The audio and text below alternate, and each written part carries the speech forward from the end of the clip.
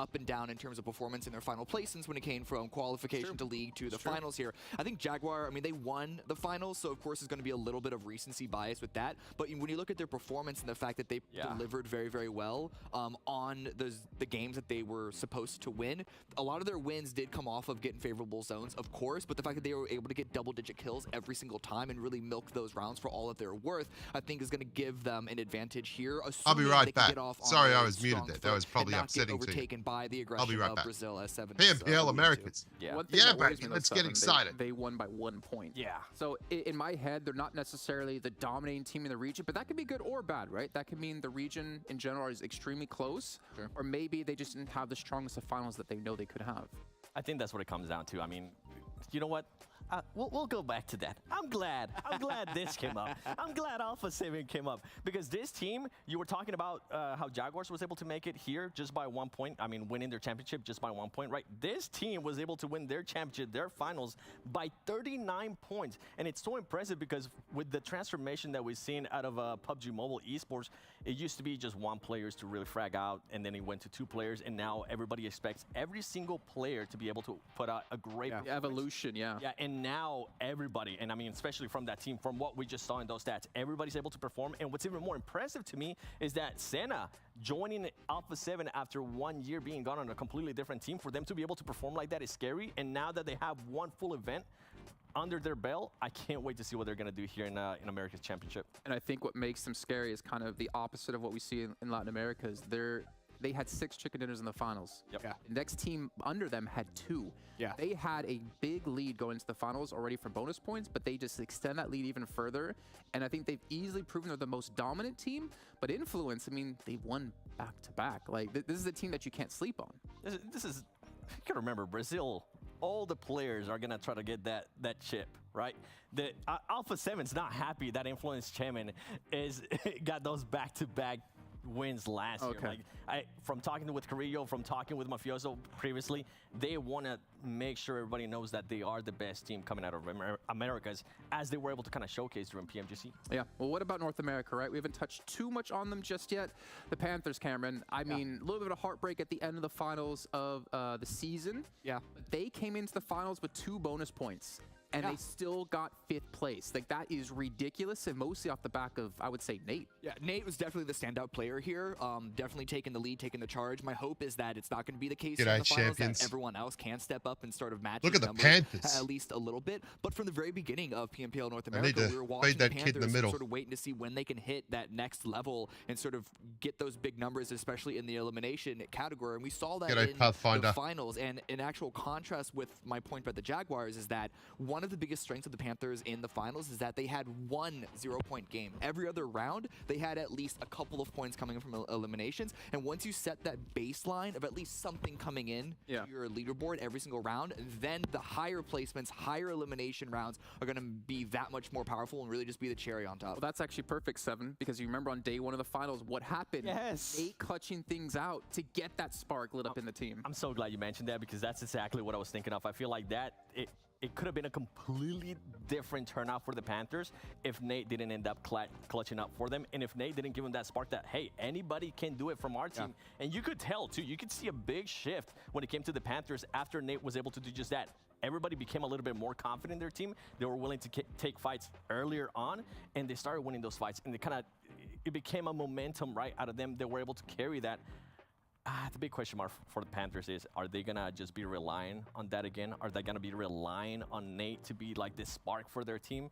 Because if they are, that's going to be very difficult. Let's be fair, though, I think, because we gave a lot of smack to Zuko and Quan, but they stepped up in the finals for sure. They were easily the worst performing players on the team, but when it came to finals, came to like day 2, 3, 4, they're like, okay, Nate, you can rest for now. We'll carry things on our shoulders. And that's another team that has the potential with every player to be extremely strong. But 7, we got to look at another North American team, and a team that you wanted to focus on, Dope. Yeah, the reason why I want to focus on this team is because if I think out of North America, and might be a shock actually, it's going to be Dope Esports. I feel like they were the most consistent team out of NA when it comes to placement points. This team averaged a 4th place finish throughout the finals, and that was just so impressive to me. Then the big question mark for me becomes, can they actually pick up their eliminations with the likes of Brazil now being in the lobby, with the likes of Latin, that is the big question mark. But if they can narrow down those elements at the well, there you go. They're the big questions. Very exciting. Consistency that they have shown me before, I could see this team being possibly in a top 3 situation. What about you, Cameron? I don't see them winning, by the way. That's a bit of a stretch. I don't see them winning. Okay. That's a bit of a stretch to expect the eliminations to rise to the level of this larger event right now with Brazil. If it was the opposite, if they had good eliminations and they just needed to bring their placements up, that would be more likely. No, Basil, I had an opportunity to do this stream where I get to commentate the Pmpl America's Pro scrim, like the tournament. And I just thought I'd do it because this is something that we don't get to do really ever. Add the eliminations on top when you're up against arguably better teams. There's nothing to argue. It is a fact that these are better teams, like 100%, and that's the scary thing. Yeah. You look at Panthers. I haven't followed it as closely as I'd like to. Do they have what it takes to, Let's see how we go. Beat Alpha 7, to beat teams that have been on a world stage multiple times, who have been playing in a stronger region? Do they have what it takes? I mean, that's the question on everyone's lips. I went down to get a coffee this morning, and as I was reaching out to the barista, he held the coffee cup, and our fingers touched. He looked me in the eyeballs and he says, do they have what it takes? Yeah. And I just shook my head and turned around and walked away. I didn't have the answers. We're going to find out. See here in a second. It's tough because his job Denim's back, by the way. Denim is back. His job Pmpl, good to see you too. When you're playing more difficult teams. What I will say for KZZ is that his numbers right now look lower than the MVPs for Brazil.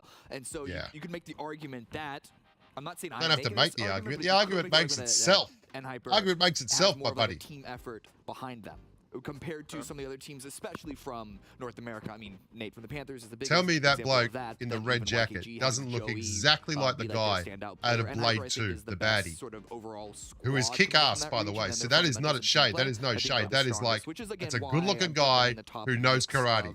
Tell me that's not true. One question, though, for you, Cam. Sorry, Jason. Is going to be, do you think QZZ is going to be able to get away with some of the stuff that he was able to get away with? Yeah, sorry. I've got it streaming at 14,000 kilobytes per second. Yeah. That's cool. We'll fix that up. The reason why I have faith in Hyper is that I sense a level of disrespect from them towards the rest of the North American lobby. And with their sort of coach, assistant, Gifan there, I fully expect we can hop into this first match. I got to give a big shout out here to my right-hand side, Monster Energy, our official energy drink partner here at Pmpl. And I'll tell you what, right now, we have a little prediction game going on, and Seven and I did confirm this during the Pmpl season that if he does lose in the prediction game, I get to pour one of those bad boys on his head, which I wouldn't recommend because you'd probably want to drink it. It's much tastier. I'll drink it. It's going to be fun. Seven's got the greatest hair known to man. Have a look at Seven Worlds Gaming's hair. But you know what? Right. They put him in the center because he has the best hair of any commentator you've ever seen. Even better than Mustache Dave. And Mustache Dave has some hair on him. Oh, look at Jukes and the Zoot. Jukes and the Zoot suit. Yeah. I don't know what they're saying, but I'll tell you right now. Richie is on the right. That's Hot Jukes. And that's Kevin on the left. That's Zute. Richie has the energy here. Zoots is like an analytical PUBG mobile machine. Oh, ho, ho. Boo, boo, doo, doo, doo. Yeah, baby. Oh, look at this. Feel the noise.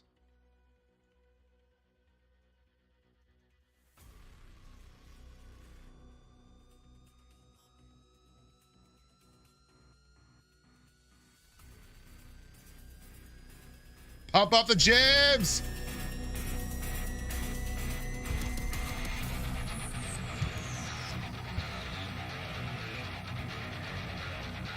Yeah. Oh, I've gone so hard. I've knocked the headphone jack out. Hang on. Let's get back into this.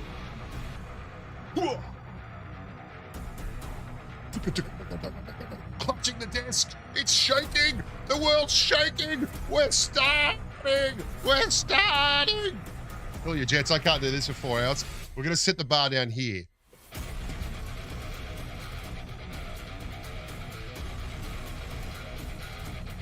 Seven is a very good looking guy. Richie's back. He's going 3. On you, Richie. Richie just became a dad too. Happy dad time, Richie. Jukesy just became a dad. Freaking legend. Great bloke. And Zoot, what can you say about the Zoot suit? Look at him. The kid He's so cool they use him in fridges when the power runs out. He's just like ice cold.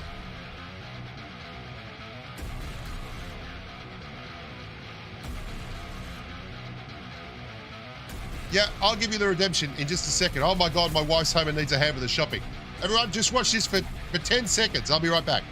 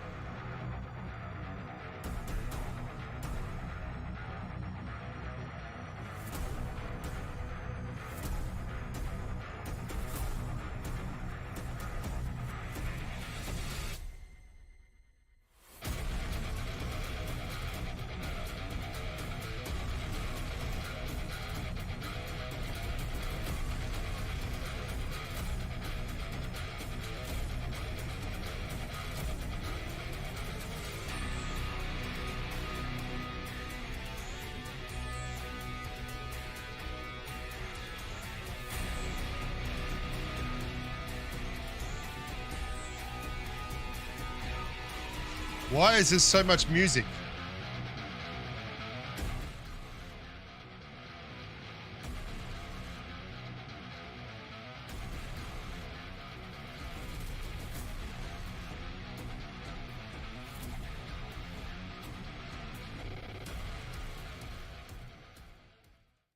Here we go. Music's gone. We're commencing. Oh, the fancy footsteps. Let's do this thing.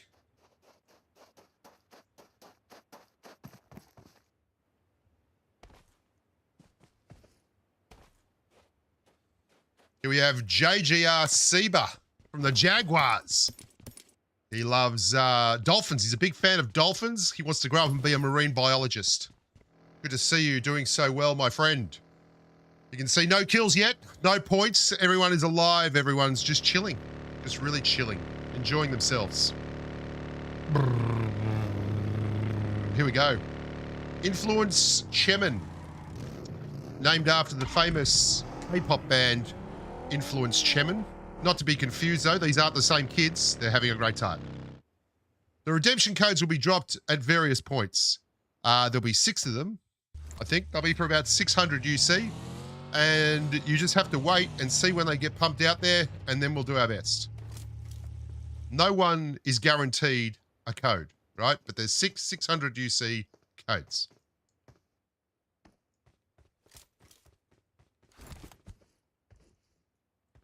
Look at this. Everyone just taking it very easy. Lots of good work here. Lots of nice skins. Everyone in their glacials and looking for an M416 and a UMP. Oh, there's someone up the top of the mountain. I don't believe they're friendly. I don't believe they're friendly. This is the Chosen. Oh, what a knock. What an absolutely disgusting bit of Scar-L. Put that near M416 and smoke it. He's looking for the thirst, looking for the confirmation. How are they going to revive him? Now, he knows he can get up there on this buggy and do the business, but is the opposition team going to come and have a crack at him? Let's find out. I might move the head cam so that we can possibly see the map in a more advantageous position. Put myself down the bottom right here. No, that's much better. Okay.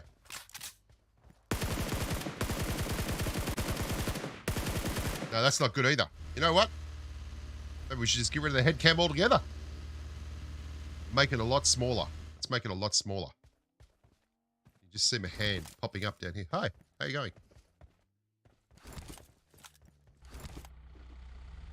Put it over here. Over here, that'll do. We're going to make it a lot smaller. A lot smaller. I think that's important.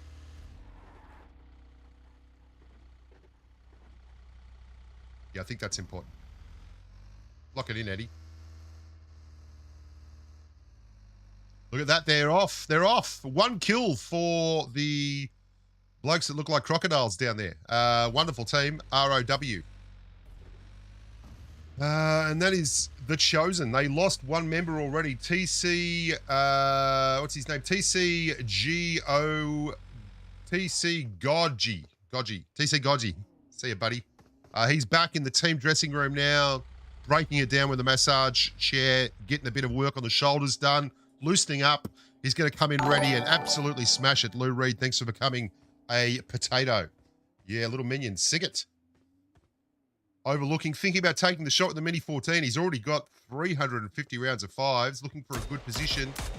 They're not going to give it to him, so he's just starting out. I love how art mirrors life and etc., where everyone just wants to get high, baby. Everyone just wants to go right up in the sky and do the business. Dope Slayers. A lot of Mini 14 work going on here. Early days, circle, absolutely easy peasy at the moment. You may as well stay high. You never know, you might get lucky. Just going compound to compound with this one. Nothing spectacular. Full team up there. Oh, and returning serve with the suppressed Mini 14. One headshot, and out. That's the Dope Slayers.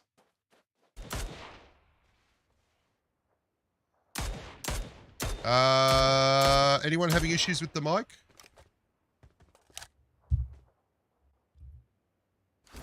No drop frames.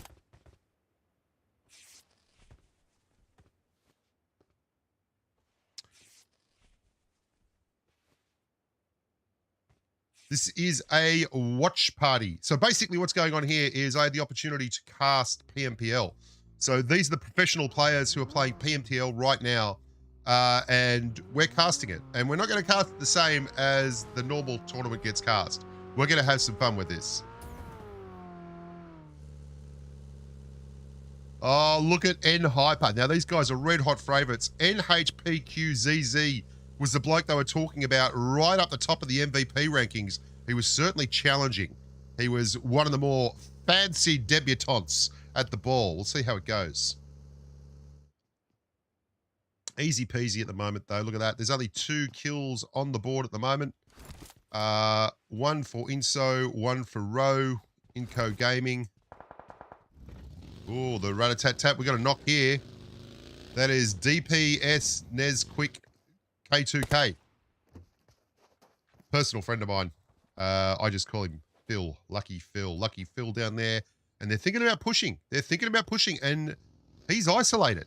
No, here comes. There's a big spread on this, and he just turns away. Not interested. Looking for the easy clear. Looking for the easy dubs. Not interested. And are you going to revive your teammate? What is going on here? Excuse me. Some of you may not know this. I have had the Rona, so I'm feeling great. Look at this. There's the clear. Wow. Did not commit. They were beckoning him in. Come on. Come on. Do the business. Come on. Do the business. All Glory Gaming. AGG, as we shall call them from now. They weren't interested in having a tete-a-tete, and they move on to the 3rd team on the leaderboard to pick up a frag. 1 point.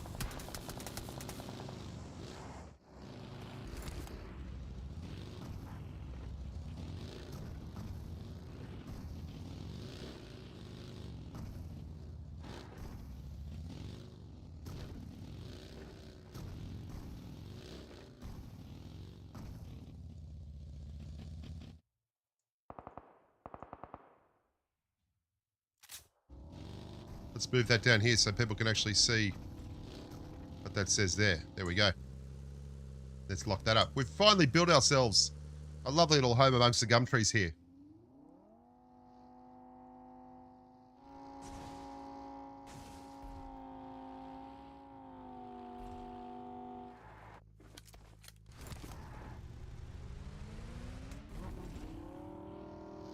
Mackie, we're good, mate. I'm the only one in the family with Crook. Nice little rotation here. Someone else has gone down in the kill feed. That is Fluffoos has gone down in the kill feed. Desperate times now. 1 kill here for the Chief, and this is Ayala. Ayala looking up the ridge, looking for love in all the wrong places. Making a quick rotate down. I don't know if I'd be doing that. This is an aggressive move from the young Amigos, heading towards a compound, but there's a lot of disconnect on these teams. They are taking big spreads, almost daring the other guys to get involved, and this is a 1v2. Filthy 1v2 there, holding in the corner. They've eyeballed him. Oh, the DPS says, forget your skill, forget your movement, forget your little UMP. Boom. Riggsy was on Twitter giving me a hard time about not including the UMP in the top 3 world drop weapons. And that right there is the reason I didn't. The DBS is absolutely broken. And we are now down to a 3v4, I believe this is, although they are getting the revive there on the left of screen. Rowu and Artisan. Not to be confused with Cardigan. Great band. A little grenade going in there. A frag the whole family can play. Everyone gets a pineapple. Big push there.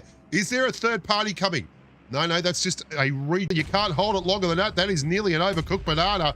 Turning this into a 2v1. No, back to a 2v2. Oh, great grenade there. That was Luke's Mythica. And you can hear the DBS in the background going absolutely berserk. That is a whole grenade elimination there. This has been an abundantly unfair engagement. Oh, beautiful angles there. They're not out of this yet. 2v1 here on the corner with another coming on the third side. He's got to do something exciting. He's gone uptown. When you're in trouble, everybody likes to go uptown. He might go uptown again here. Get on the roof, I would. Maybe jump in the car and get away. Ah, DBS says negative. And that's the end of Royals of War. They've gone out first. And as such, it's pants down around the pool table at the pub for Royals of War. And everyone else is in there. They're all sitting there at the tables in the pub playing the games. Someone's throwing a bag of chips at them. Not fair, but that's what you get. Circle closing in 20 seconds. Lots of lovely graphics here. Wonderful stuff. Mini 14. We're seeing a lot of Mini 14. Good to see that the pros have finally caught on to what the public has been saying for ages. The Mini 14 is broken. That is not a great position here as we see these blokes from A7 starting to get on top of the hill.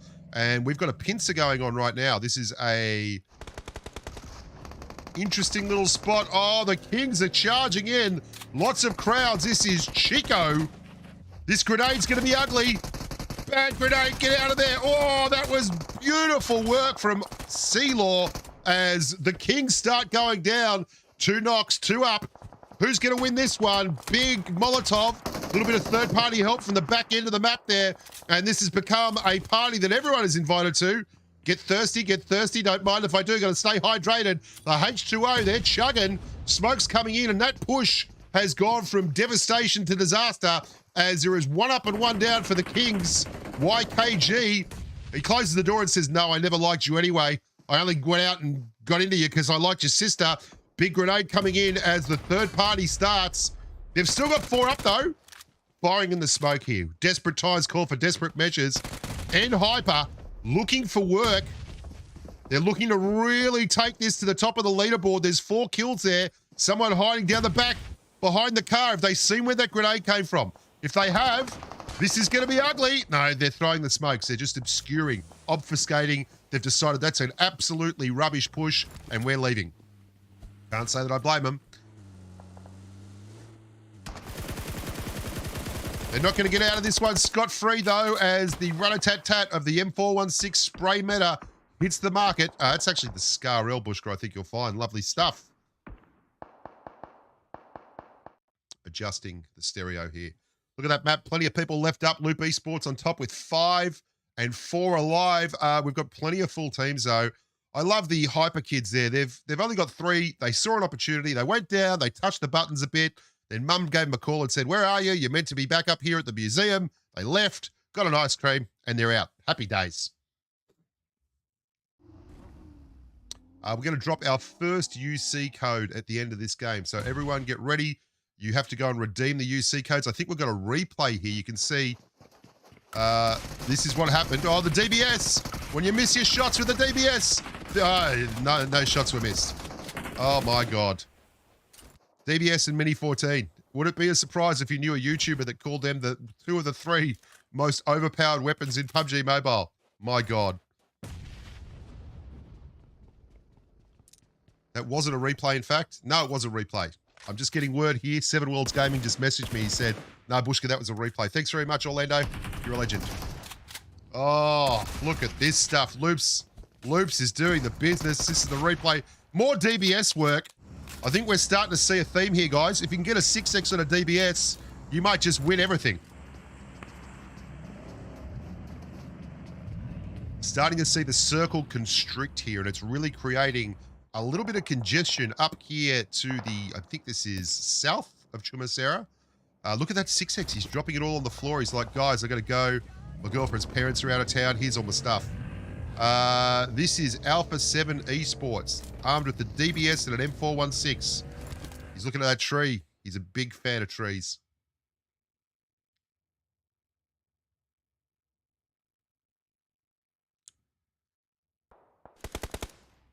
Oh, I don't love this for Loops. Loops in not the best. Oh, this is TC. What am I saying? TC versus Loops. Ha! Easy to get them confused, both with those fluorescent green logos that their kid brothers knocked up. Looks wonderful on you, though, Stella. Just holding an angle there. M416 and a 4X. Plenty of ammo, plenty of meds. Oh, lovely little duck peek, but they were waiting for you. As we see in the background, someone just got blown the hell up, and that was INFCE. They got taken out by some kind of vehicular manslaughter, and they are ta-ta in 14th place.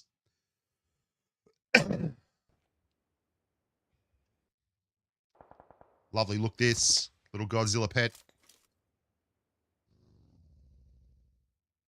And here we go, the top damage dealers. Mythic 44 on 346.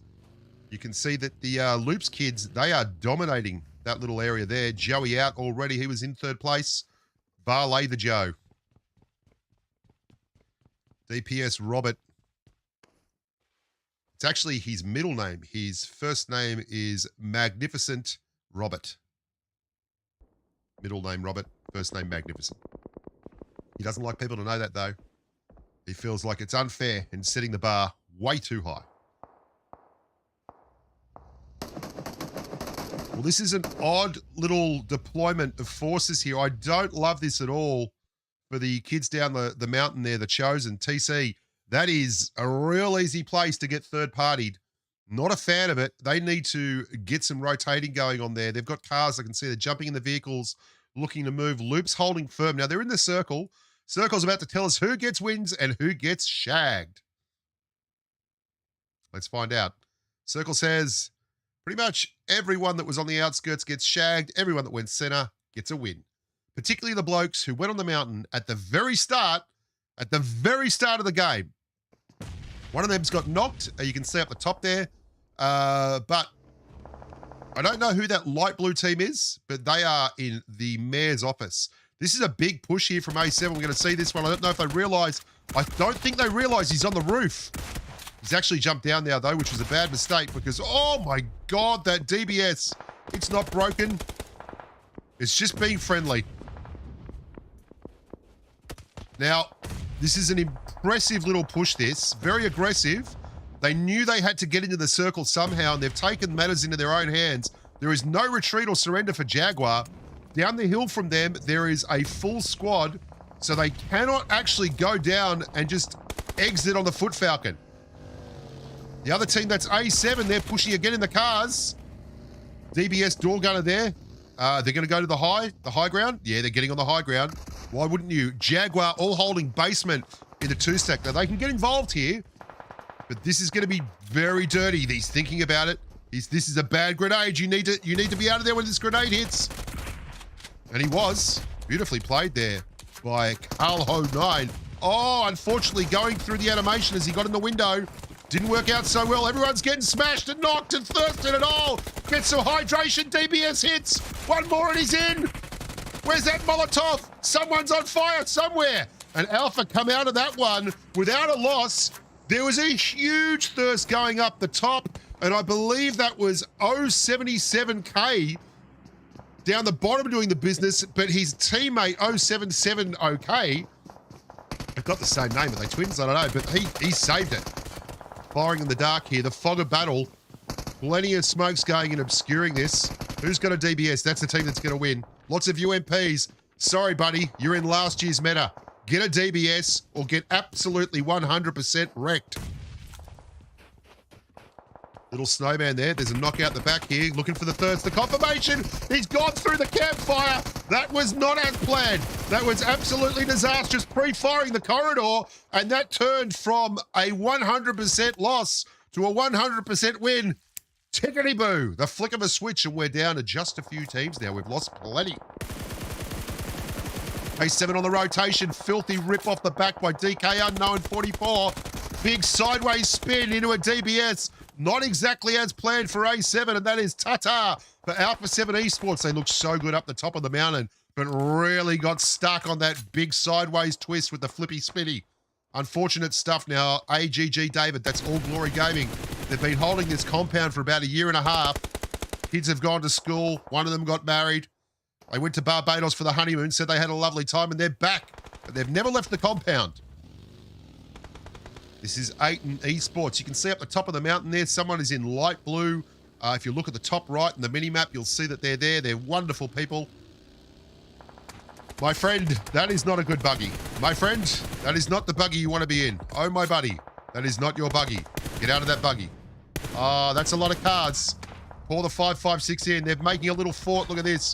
Oh, it's so adorable, isn't it? Who needs pillow fights when you can have a car fort? Not sure that was the plan, though. Someone needs to get away from that monster truck. Things are about to get very, very booby. Yeah, that's right. Monster truck goes down. Good stuff. All jump in the back of the sedan.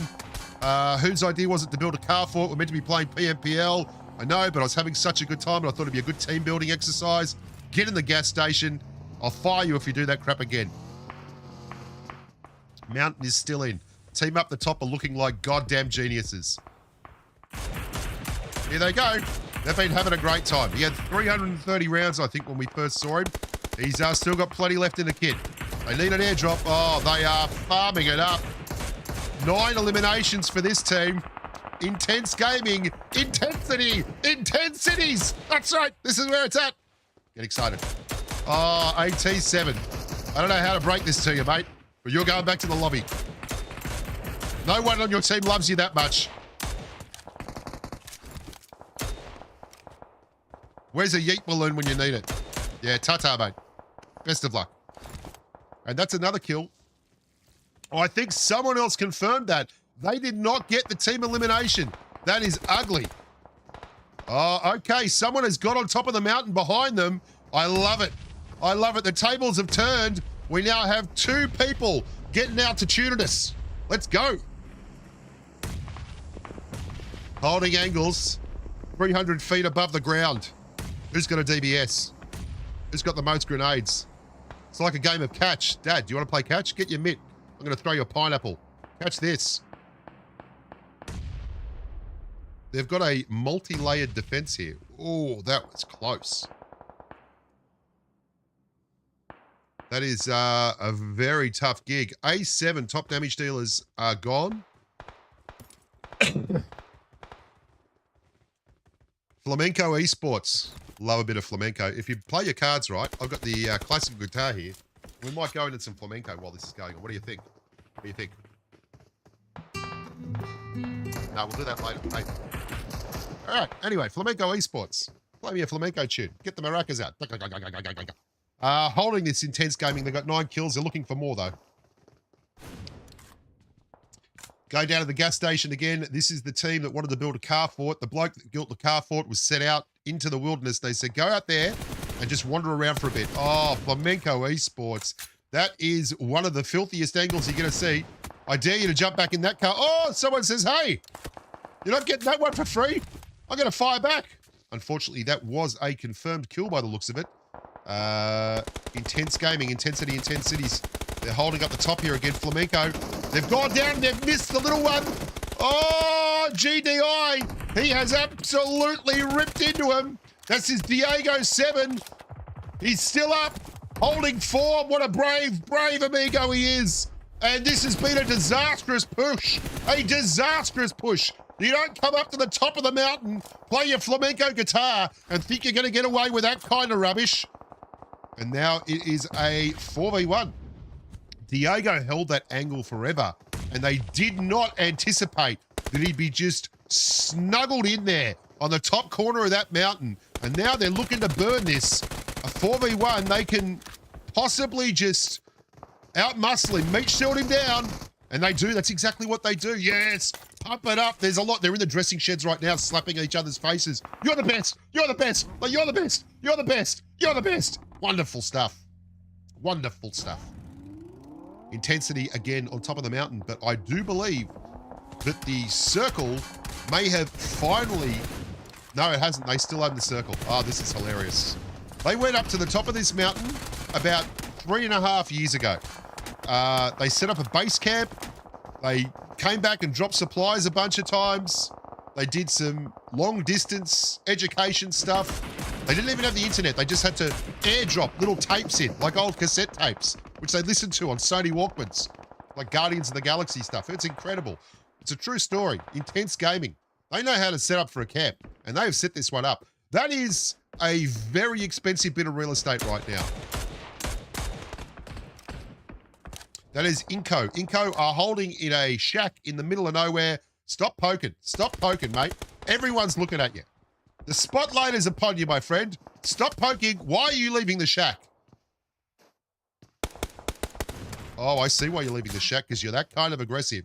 Mate, you know, every time you peek, there's 15 people trying to kill you. Come on. Don't do it again. Don't do it. Don't do it. Don't do it. Don't do it. Yeah, he did it. He absolutely did it. And I don't know how to tell you this, but that was not what I'd call a surprise. There's the play zone. The play zone, eating both of them alive. Fair enough. That's what you get for being in the shack. Unfortunate that's the vagaries of the circle. The circle has no friends. It's a cruel mistress who doesn't care how you feel about her. She won't love you back. And the intensity kids starting to come down the mountain. Big grenade. That's N-Hyper out. N-Hyper, one of the more favored teams. I saw 7 Worlds, I think it was, pick them up on the Twitter and say, I think N-Hyper's going to do very, very well. They're good in the mud, but they're exceptionally good in the dry. And this is a dry track. No drier track than Miramar. We have a classic Miramar finish. One team up the top of the mountain, the other team hugging the mountain, trying to hold on at the bottom. There is a third party going on. 4 teams left alive. Intensity up top. Intense gaming. Oh, big headshots. Didn't expect that one. Halfway up the mountain, someone leaned out and said, how do you like an M416 to the brain pan? That's exactly what went down. Intense gaming. Circle closing in now. We're going to see who gets shagged. Everyone, put your hands up in the air and wave them like you just don't care. I'd love to see it go to the bloke lying down in the field out there. I would absolutely love to see him get this circle. Come on, shift south. Give it to the kids out in the middle of the field who are just hanging on by their fingernails. Don't give it to these grubs up on top of the mountain. Loops, loops, loops. Who doesn't love loops? What a great team. Oh, the crackerjack M416 tap there. Look at intense gaming. Like a bunch of mountain goats. Those things you see on the side of hydroelectric dams, just going up and down, chomping on a bit of grass. That's exactly what they've got. They've got little cloven hoofs. They're just climbing up. And look at this kid. Look at him. No one knows where he is. As far as everyone else is concerned, he's dead. They've forgotten about him. So Loops on one side. Inco on the other. Inco up top. Intense gaming up top. Inco over there. Down the bottom. TP and Loops at the base. No one doing anything. We've run out of circles. We're down to the absolute money round now. No whammy, no whammy, no whammy. Someone's going to have to do everything. And the more you are in the middle, the better off you're going to be. Now, the play here is real straight up. You basically want to send someone down to rush and disrupt anyone trying to heal. And everyone else stays up top, or one guy stays up top and just heals his way through the pain. I love this kid. Go it. Do it, Inco. Inco, it's your birthday. It's your birthday. Yeah, just no, on the right. Throw it on the right. Oh, that could have been so good. No, what a brain explosion, mate. What a brain explosion. What are you going to do? Circle was unkind to him. He did his best. He came fourth. Well done, Inco. Down to TP, IG, and Loops. This is the angle you want. Better to fight for hills than holes. Now you can see Intense Gaming getting another revive up. Don't know that is the time to get knocked. Going for another knock. Going for another thirst. Things getting real ugly in Funky Town. That's a huge knock by Quan. Come on, Quan. Go low, go hard. Quan on the pump. One for Australia. Giello doing the business. They have still got all 3 up and 1 reviving. It's now Loops v IG. IG have all the cards. They've got altitude. They've got attitude. They've got a certain joie de vivre, a je ne sais quoi, a whole French mouthful of excitement. Giello, are they just going to meat shield this? They can do it. There's a DBS down there, which is the kind of gun you want when they try and meat shield you. But if I was Giello and that, I wouldn't be going for the little itsy bitsy teeny weeny bits. I would just get one bloke doing the business. There's the knock. There's the knock. They're going to go meat shield, meat shield, meat shield, meat shield, meat shield, and that's it, baby.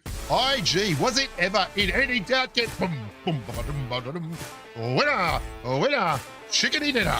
A little bit of Thai green chicken curry for those kids. IG.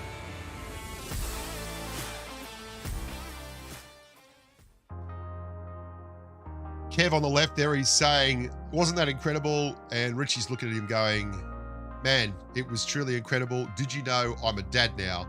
And Zute is going, you're going to be a great dad. And Jukes is going, my baby is this big, this big. And Kev's going, that's a big baby. And then he's going, he's going to grow this big, the doctors say, in the next month. And Zute's saying, I look at Zute's face. He's amazed. He's absolutely head over heels. I got to say, that was incredible, intense gaming. And we're back. It's us here in the studio. Jesus, Intense C, intense game, take home the victory, which, funny enough, Cameron Davis, you predicted. Yeah. In my defense, I predicted because I had confidence that they would make top 3 from that high ground position, but they actually handled that very, very well despite being attacked from multiple angles, and then that final flank at the very end to really get that.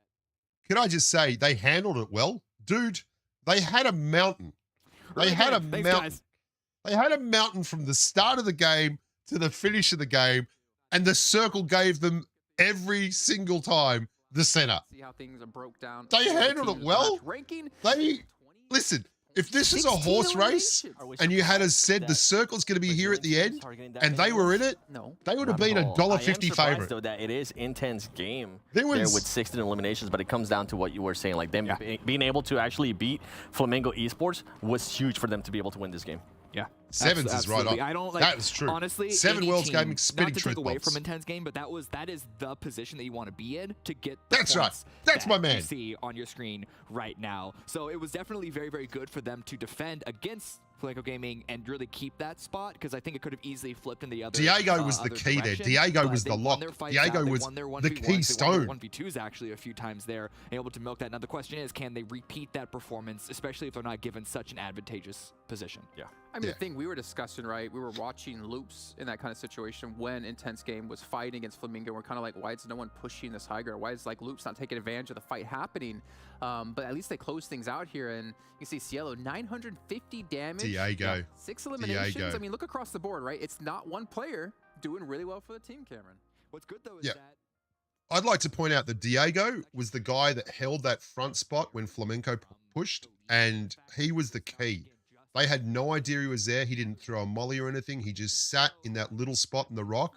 And when they made their push down to clear, he just popped up and he pumped 2 of them on his own and absolutely changed the tide. That was the game. That was the play of the game. 7, anything to add? On that one? No, I mean, no? He said everything I want to say. He did justice. He definitely did. But let's be honest. I think this first match really set the tone. Yeah. For certain teams, you know, I mean, I'm talking Loops up, right? Because that was the team I predicted. Seeing Ayala and that confidence with the DBS, I mean, that's something we didn't even get to dive into if you guys missed out on the PMPLs. This is for Flamenco Esports. DBS you're going to see in every single match. He was clean. He was efficient. Loops, for me, 7, are still off to an extremely strong start. Yeah, going with that, I mean, Ayala, he didn't even have the first shot. The other player from Raw had the first shot. He was able to turn on him. And something that you were saying, I mean, you were talking about players with a lot of experience. Ayala is actually one of those players, even though it is kind of new for him to be in Brazil. But you Raw, say Ayala, I say Ayala. Was very impressive. I don't know we the saw names what as they well were as able to do 7 to win Hyper, being able to eliminate GK first. Okay, I'm going to drop really the first. And I love that they continue to follow of the UC codes. Hyper, even if they weren't going to engage to first make the UC them code's back getting off dropped more. out. I think that was something that in Hyper was not used to. And I think they're going to have to adjust to that. What you said, like, it comes out This first match is just You need to put these in the redeem section. Looking at these numbers here, with the damage dealers overall, the fact that loops I've got if you look at the pinned comment at the top of the screen, position, right? The pinned comment will tell you how to redeem these. Go to the redeem thing, you put your player ID in, damage because they were and etc. and then you put in this team code. First one to redeem it, win 600 UC. Game as well. Are you ready? So if anything, here we go. That actually shows a stronger performance by loops considering what positions they were in and what opportunities they had. Oh, so they were able to do to YKG as well. I mean, yeah. It did end up losing one player, but YKG got smoked. Yeah, I mean, okay. I was bashed on Joey a little bit, seeing him whiff those first 2 shots, but it was a great little comeback, and I think that just kind of goes to how good he is as like a veteran of the game in this high-pressure situation. I know you can't, but I hope you do. But we still saw a lot of fights like break out across the board. Even seeing Influence Chemin just have a little bit of a tough time kind of splitting themselves in between 2 different teams. But what's up, Seven? Right there, like when Flamengo was taking those shots on the Chosen, Intense Gaming took so much advantage out of that to be able to kind of get a little bit closer and take that fight. And I feel like that was actually what hurt Flamengo to be able to try to engage with 2 fights at the same time. Yeah, here, this is the fight, the Intense Game really controlling that. It was actually Diego that had that 2-piece on the Flamengo push that just didn't spot him at all. But a lot of fighting in these little offshoot positions just because of Intense Game's high ground position. It was really difficult in the end game. If you didn't already have a position pitted under that high ground, like what we saw Loops and Panthers with, you were not getting in. Well, I want to say this, though, about Intense Game, because, I mean, I don't want to talk them down whatsoever, but they weren't a team that I would say come into this event, I'm like, okay, they're going to do extremely well. Now I wonder. No worries, Bazza. I'm all about it. Position for them. You say there's no high ground position in these zones. Will they have performed anywhere near as well as they did? No. I don't think. I don't. Like, it's true. It's what I was saying. They did. You definitely gotta give them. Gotta commend them for being able to get the numbers that they got off of that round. But that is a round that you are delivered to get numbers like that from. Right. I think I agree. But there's 2 things to this, right? And they were still able to. When they say that Intense Gaming probably won't be able to do that again, they took that position intentionally. If you do stuff like this unintentionally, I agree that you don't deserve the credit for it. But they looted up hard at the start, and they got their whole team onto that one thing, and they didn't go to any mountain range. They went to the very middle of the map mountain range. What that means is they were more likely in that mountain range area to get the circle than at any other mountain. So that was intelligent and that was intentional. And that intent, I think they should be rewarded for. And if they play with the same kind of smarts in every round, then they're a chance of doing something. Less to lose, right? They're in a more comfortable position.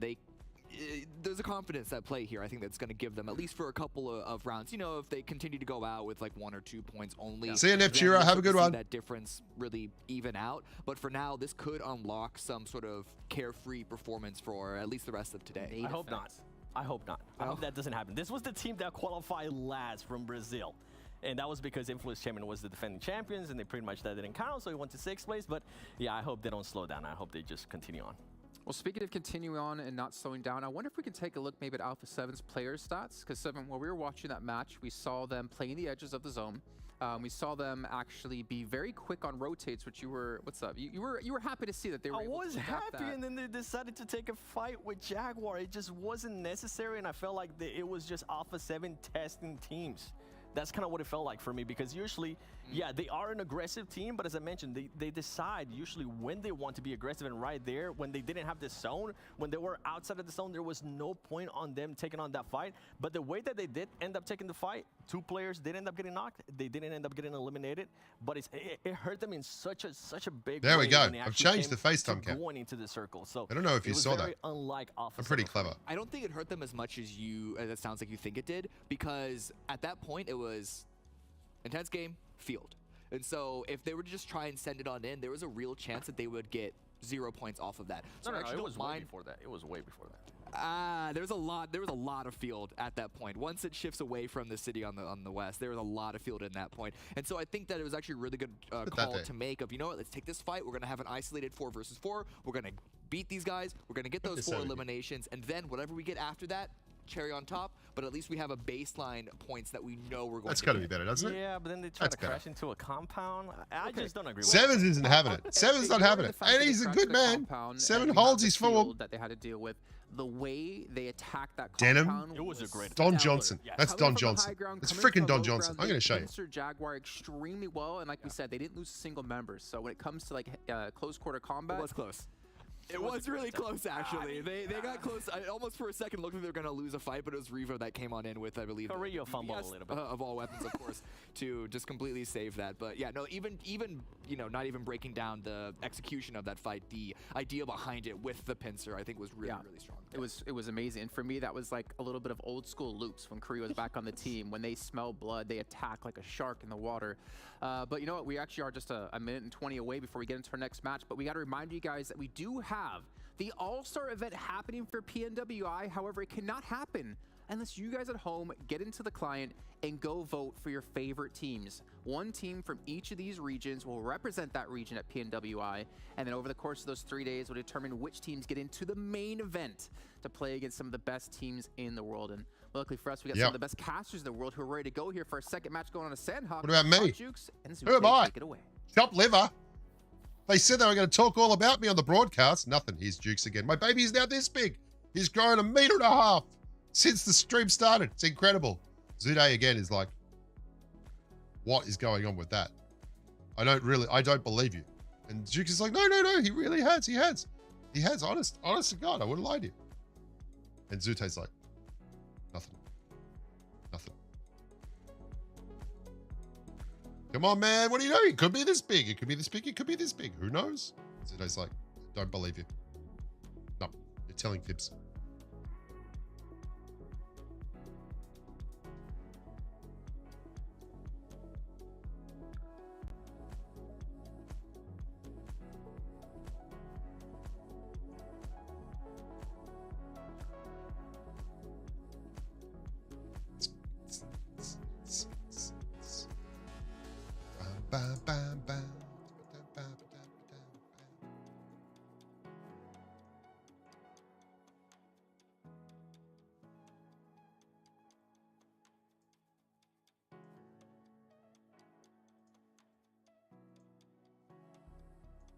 I don't know what they're saying. Honestly, I don't know if you've realized this, but I'm making this stuff up as I go along. Yeah, I'm so stoked for Jukes, so good on you, Jukesy. Nothing like becoming a dad. It's just the best. Miami Vice was the best. Everyone, do a little shoulder shake at home if you're sitting in your chair.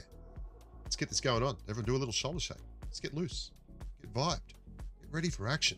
You know there's going to be some pumping music coming up. Here we go. Get into it. Sandhawk. Shake your shoulders a little faster. Go up and down. That's right. Everyone, side to side. Ooh, yeah. Oh, yeah. Everyone, share the stream. Go to Twitter right now and share the stream. Everyone, Twitter, copy the link. Say, come and watch the watch party with Bushka and me. Let's get more people in here. I want to be validated by numbers. We're going to break 100. Going to give away some more UC at the end of this game, right? Here's Intense Gaming. They're following him. Big act to follow. Are they going to try the same stuff? There are some wonderful mountains on Sanhok. If you hold them, you can do all kinds of good things, but they're a lot easier to push. Oh, McDingling. It wasn't funny. I never want to even talk about that stream again. Come on, give me a break, man. That was hard. That was so hard.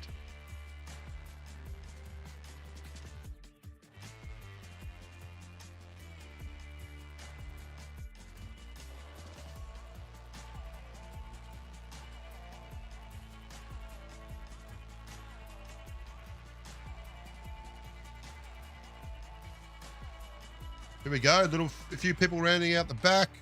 Hainan, Tainam. Little compounds in the middle of nowhere doing things to other people. AT7, I don't love this whole let's land and trash loot Sanhok. It's a disaster waiting to happen. 63 people though, so not a huge amount of players on the map, although it's better suited for it than Miramar, that's for sure. We should get action sooner and action aplenty. Are you ready for the third persons? Are you ready for the snaking? Are you ready for the smoke in the grass and the unintended consequences? That's what we're here for. Ready to rev up the engines and jump into another tub-thumping bout of PUBG Mobile greatness.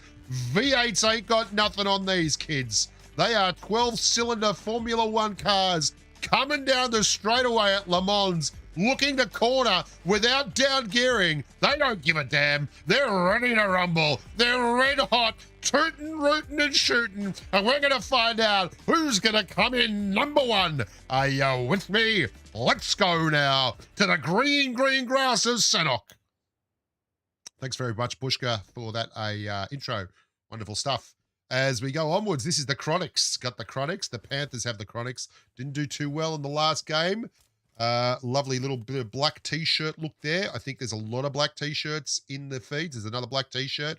Black is the color du jour in the esports scene this month. No one really challenging here at the at Paradise Resort. Unfortunate. Didn't expect that. Thought they'd see more of a challenge for the high loot areas. You go for resources, and that's what you get. But sometimes the rest of the world just doesn't want to join in, and you get to loot footloose, fancy free, and absolutely unencumbered by worries, care, or anxiety.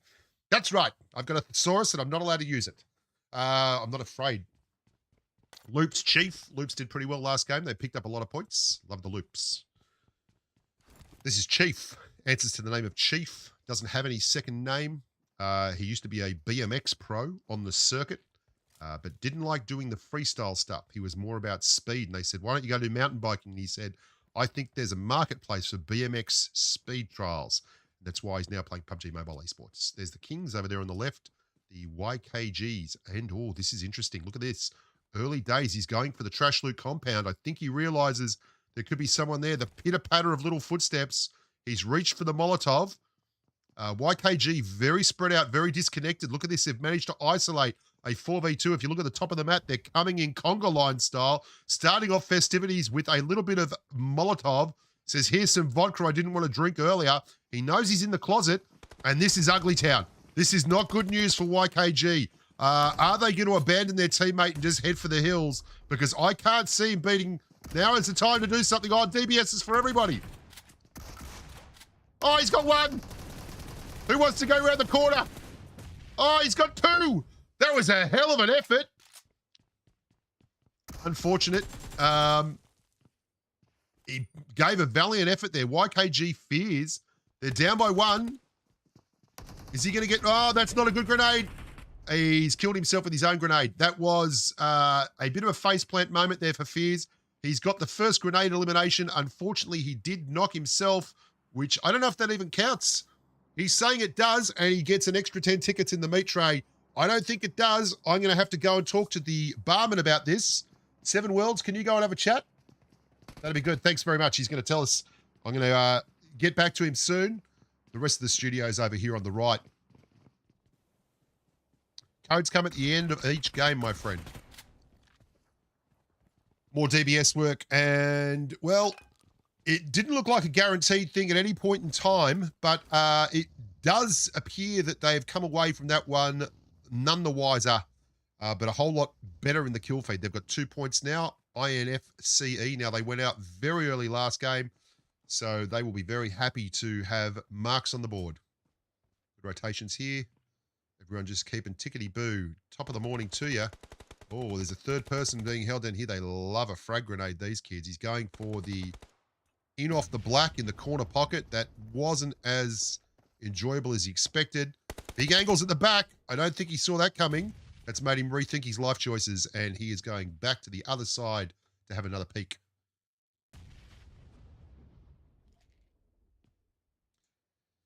This is Overnight. Didn't feature heavily in the first game, but obviously plenty of chicken left on the bone here. No pun intended. Some desultory sprays from behind the back end of that mill base warehouse area. YKG, open the door. Oh, that... Oh, Jesus. Sorry. That was so funny. That was exactly like a public game where there's like a bunch of 1 KDR guys in the lobby and they just lie down in a house. Like, who the hell lies down in a random compound and does that? Well, I can't say that it isn't deserved because YKG did get pushed 4v2 over here. And I think that's probably a little bit of just desserts. I mean, Fears grenaded himself and got the first grenade kill of the game. But my God, that was great. Beast. The code will come at the end of the game. No matter how times you ask, the answer doesn't change. Here we go. This is TP Nate from the Panthers. Another black t-shirt wearer. The color of love is a black t-shirt. TP Nate. Holding angles in the corner. Good on your Natey. Looking good. We can see here 46 points up the top for Flamenco Esports. These are the live rankings. Intense Gaming on 39. So Flamenco must have done a few things here to get up to 46 already. There must be some frags on the board there that we haven't seen. Most eliminations, Danny Rojas there in number 3. Good on you, Danny Rojas. Footballer's life.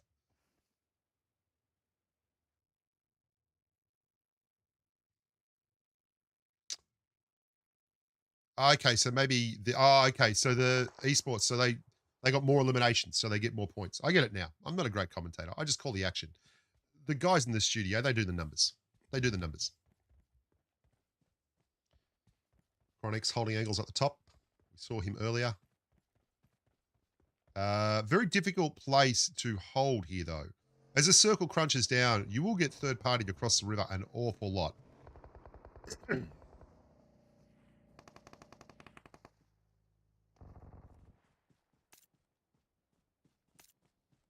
Alpha 7 Esports, they have a rock. It's a great rock. It's their rock. There are many like it, but this one is Alpha 7 Esports. And here is the problem with holding for so long at the back of that warehouse area and not pushing. It is not a compound. You cannot just hold here. And now they're starting to push into that warehouse and make a move. And not because it's the right time, it's because there is no more time. They have to go in and push because they're getting third-partied at the back end. And every player stops. They had a bit of Gatorade, bit of timeout, or Red Bull. They had a Red Bull, who is the official sponsor of this whole hullabaloo, and then we started again.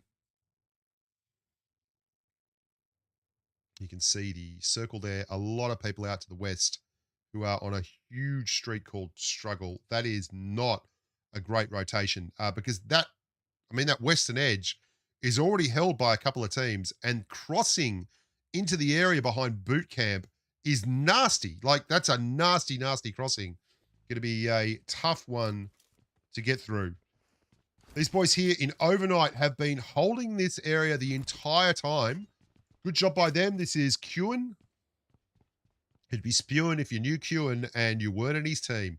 And this is Inko. Influence Chairman have been doing wonderful stuff. Really nice world play here. They were holding for a little bit either side of the boot camp waterway, but they're back in together and better for it. Better for being together. Hyper, had a clear shot, but AT7 Milosa was all about it, and that was an absolute rip and sip. Hyper now down to a 2v4. They're going to get one up there, and I think this could be a third person as well at the backside. Not a good place to be. The car's coming in, sweaty car here. This is Choco. I don't know if Choco's looking to get an angle or just retrieve some teammates. You can never tell with Choco. He's what they call in the trade a loose cannon.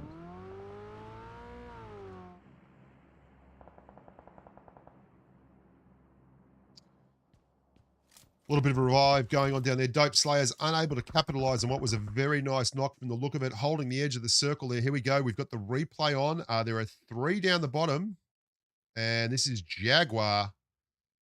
They are getting the revive on, so they've got 3 back. I believe this may be a replay, though. Yeah, you can see in the background that NHP are getting absolutely rinsed, and they are out again. The Hype Kids were quite well thought of prior to this, but they've had 2 disappointing outings thus far, and they're going out 16th, or is there still one of them left? I cannot tell. I'm not getting any audio from these kids. I don't know what's going on there. We're back, I think. We're back with audio. Good stuff.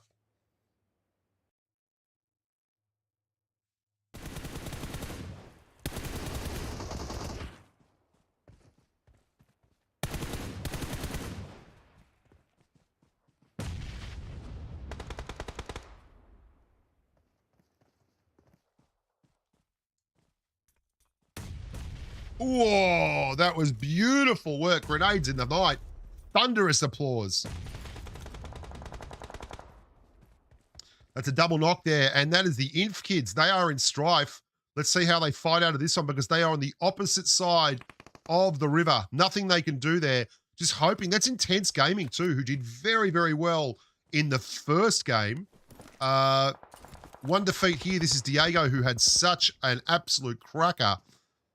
It's all starting to happen here, and it is happening around the south side of boot camp, I think. Lots of rotations down. Painan, I think that's Painan. No, this is the compound just to the south and east of boot camp, and it's turned into a tragic zone for A7 Esports as Inco go ham with the DBS. They move up onto 3 team defeats there, and A7 get absolutely rinsed. That is a clear, and they are eliminated. That is rank 15 of 16 for them. They were unfortunate on an aggressive push in the first Miramar tilt as well. Flamenco Esports, they are dancing, they're rumbering, they're chumbering. They're looking to retrieve across. Are they going to get away with it? Don't poke, don't poke. Oh, I saw it coming because I'm so clever. No, because I can see things they can't. That's a double knock, and Flamenco turn around after the false retreat, and now the counterattack is on, and they are pumping and thumping. That is a big pickup for Flamenco. They remain a solid 4-piece, but they look to have wiped Inco right off the map there. There might be one member of Inco left. Yeah, out there holding the field is someone. Getting a little bit of grass game going on there. That's a knock, that's a knock. Yeah, you can thirst that one up. Might not have been yours in the first place, but it's certainly yours now. That's 2 team defeats. And that is Influence Chairman who are out. They got disconnected across the Riverside. Traveling Riverside Blues, Led Zeppelin, 1979 sessions. Great gig. And you can see there at the top, we have a knock. Fleeing the blue zone. I don't know how fast he's going to crawl, but I don't think it's fast enough. Flamenco starting to feel themselves right now. This is the way to go. Rotating in the buggy, staying in the smoke, staying strong in the force, looking to help a team out here. And this is the Chosen making a rotation. Short-sided on the blue now as they thump, pump, and jump their way down the road. They don't want to have to cross. That's the dead ground. The killing ground, not the dead ground. Dead ground is obviously areas behind cover that you can't see. I know my stuff. Now, this is an ugly, ugly, ugly circle. A circle that only a mother could love. This is a circle that is 50% freaking water. Intense Gaming over there on the far side going, how about a circle again? I don't think you can get that kind of circle luck twice in a row, buddy. And they don't get it. They've got a chance to rotate here. They're holding the edge of the circle, which is actually incredibly good. If you are going to hold one side of the river with your teammates on the other side, doing it while the other side is held so you don't get third-partied is key. The Chosen now. Big, long M416 sprays catching Flamenco in the open. Come on, aim harder. Aim goddamn harder. TC Yang, someone's just throwing a grenade at you, mate. I don't know if you noticed that. Could be time to vacate the facilities. Get off the pot, mate. Things are happening. Who is that throwing grenades? He's put his head up. He said, who threw that grenade? Someone just shot him in the head. Wasn't good. Flamenco Esports, they've got one down. I don't know if they're going to get that revive up. This is not a safe space. Everyone outside the circle crushing hopes and dreams right now as a southbound migration like a flock of Canada geese. Canada geeses looking to go forward. TCP, the pitter-pat of little footprints in the back. You can see that there is someone left up there in the background. This is... Oh, I can't believe it. That's Chronix, mate. Still at the back, and he's going to watch him rotate in. He's rotating in behind them. You can't feel comfortable about that. TC in a gunfight, and there comes the man from behind. I told you, you got to watch out for this stuff. Alpha 7 Esports still involved. TP Queen goes down. Things are starting to look busy at the top of the mountain here as the Chosen taking fire from all sides. Alpha 7 holding angles. They're all outside the circle. Quick rotations called for. Jump in my sweaty car. We're going on a ride. Get out of my dreams, jump into my car, hit your ground game and get better. There's Intense Gaming holding out at the back there. This is all the Muppets. Intense Gaming again playing beautiful, beautiful, beautiful circle. And they've got Adrian 27 holding right at the back. Now there's a knockdown and they've lost one, but this is what we saw in the first game where Diego held hard. Adrian 27 doing the business. They've lost 2 teammates out of that, but that was a big shift to the circle and a lot of points there. So Intense Gaming, they're now picking it up along the shoreline. The next circle is going to be crucial for them. Not a lot of cover left. Flamenco Esports, despite the best intents of all around them, are still up with a 4-piece. One of them got a bit of music going on there. Love it. Sponsored by Monster Gaming. Alpha 7 Esports looking to put a mark on this. They weren't happy with the first game performance. Their coach pulled them aside after the first game and says, no chocolate rations for you unless you give me a top 3 finish. And they're up against it now. Loops goes out in the background. 7 of 16. Still 6 teams left in what is a woefully small circle. And not a lot of space for the ground game. Oh, beautiful work there. Alpha 7's, that's Revo, 77k. Saw him feature heavily on the push down the mountainside towards the gas station on Miramar. They're now down a man with 1 getting revived. That's the cover across the side there from Flamenco Esports. Alpha 7 being incredibly aggressive. They're trying to just, I don't know. They're meat shielding their way through this. They've got to get it done quick. They know they've got to get it done quick. There's a lot of unfriendly people around them. Flamenco getting absolutely ripped there. Alpha 7. Hot Jukes is the only one who's coming up against them. I love it, Jukes. Stay strong, Richie. Don't give it in. 4 teams left, 13. Intense Gaming have got a lot to say about. No one's picked them. I'm picking them right here. You heard it here first. Number 1 with a bullet. 2 games in a row. Intense Gaming. What they've got to do is just hold and hope for the circle. If they hold, hope for the circle, and then farm up some points afterwards, they'll be a lot better off. They're in a little bit of strife here, but I love Adrian. Adrian with this beautiful overlook. Don't get greedy, don't get greedy, don't get greedy, don't get greedy. Greedy kids, go down Willy Wonka's chocolate chute. Don't do it again. You'll get wheeled out like a blueberry. I have to sing you the Oompa Loompa song. Alpha 7 Esports really did the numbers on Flamenco there. Strong push from them. They're looking jittery and glittery. Very much the favourites. Yeah, Adrian, they know you're there, mate. They know you're there. But they're not in. They're not in. And the circle is not good to them. That is not a safe. So beautiful grenade from Adrian. Intense Gaming showing the kind of chutzpah that gets you across the line. He's looking for a thirst. Has he got another grenade? One more good grenade. One more good grenade there. That's all you need, buddy. All you need. Have you got one? You don't have one. Bad luck. Intense Gaming. They will, though. There'll be mollies coming in here, you'd think. They're not getting any help. Oh, that was not what they needed. Beautiful stuff there. Get in the water. Jump in the water.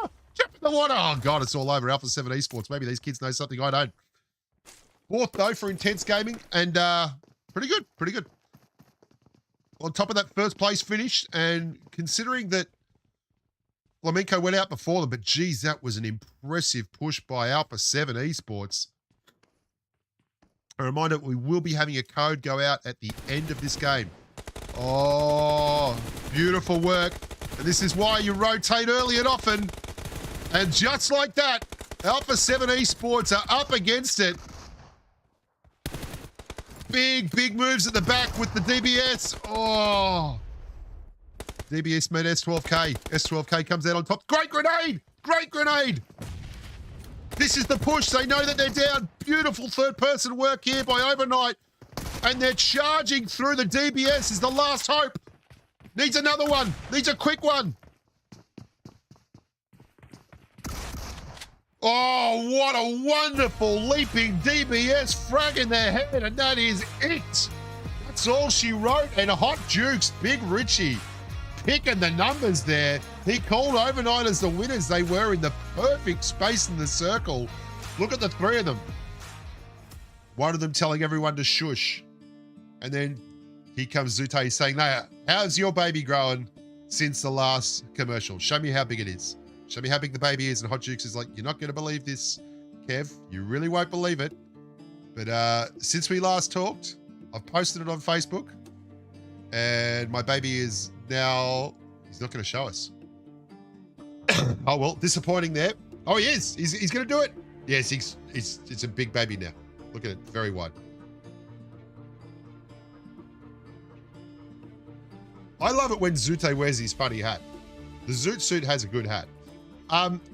that was a very lovely bit of work there at the end of that circle. Alpha were all ends up the most aggressive on that corner. I would have loved to have seen Adrian and Intense Gaming not even engage them, because to get in, they would have been wide open to a third party there. But be that as it may, everyone knew where they were and they set up perfectly for their circle entry. No smokes left. They had to charge down the hillside, and both teams in the circle took advantage of that to absolutely rip it apart.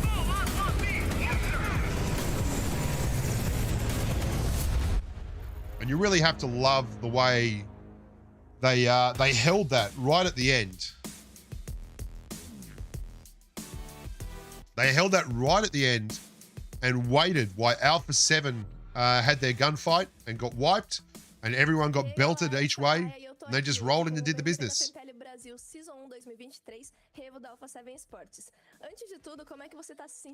Alpha 7 Esports. They did well there. They did better. Top 3 finish. Oh, big flex. Big flex. I don't know if you guys can understand this, so I'll translate this. He said, I've pulled it off. We watch a lot of the Bushka's YouTube channel. His tactics are amazing. His weapon videos give you insight that's just beyond the realms of man. Don't tell any of the other teams, but if we didn't watch the Bushka, we probably wouldn't have won. Fair call. And she's saying, that sounds incredible. What is it that attracted you to the Bushka's channel in the first place? Back to you, 0077. He said, well, not only is he a handsome Australian guy who knows a lot of stuff and uses a lot of big words, he is also very, very funny. Shush. That's all he said. Takes a long time to say that.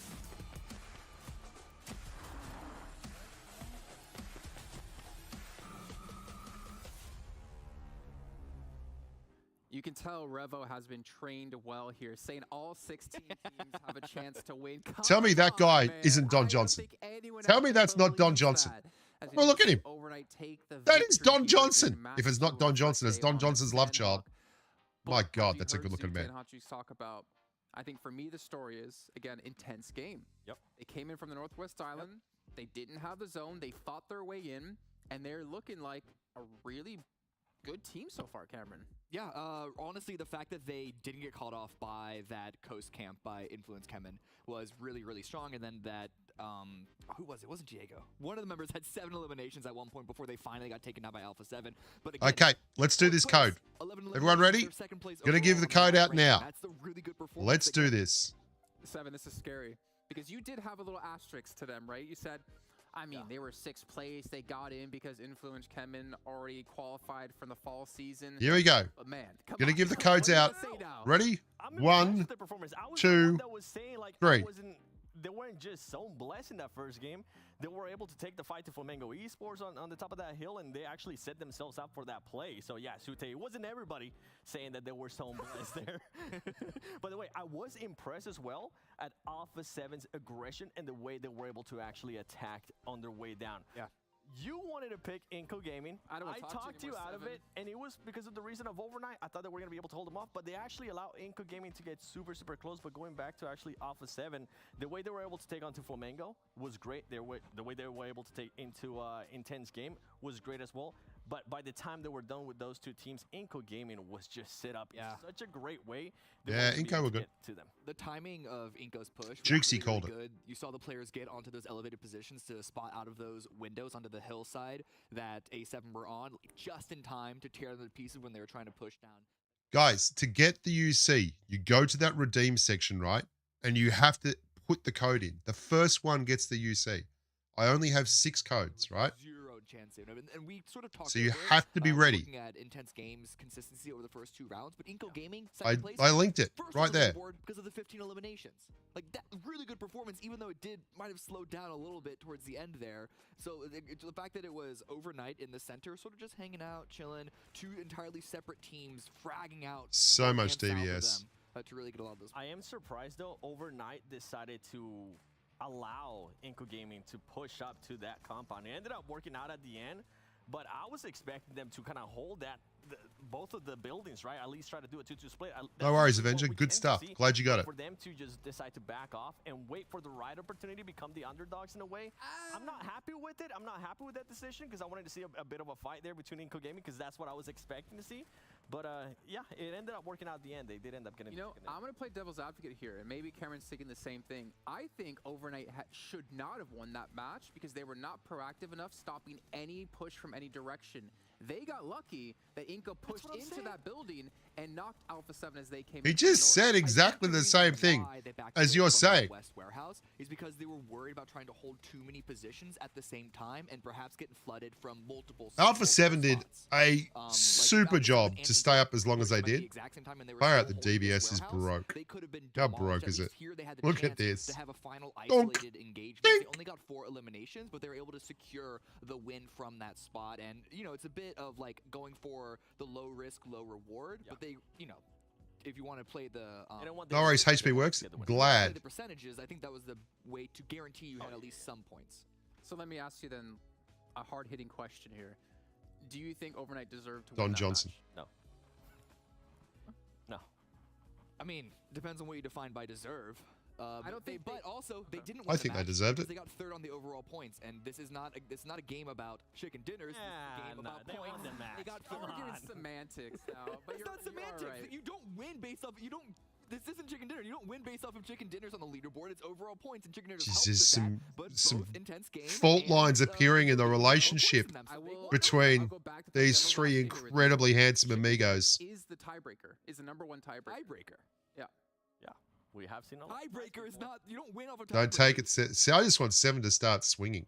But you can win. No, just smash him, 7. I'm like, hold up, wait, what? To come into play. First, okay, yeah. Okay, I'll give you that. You are right.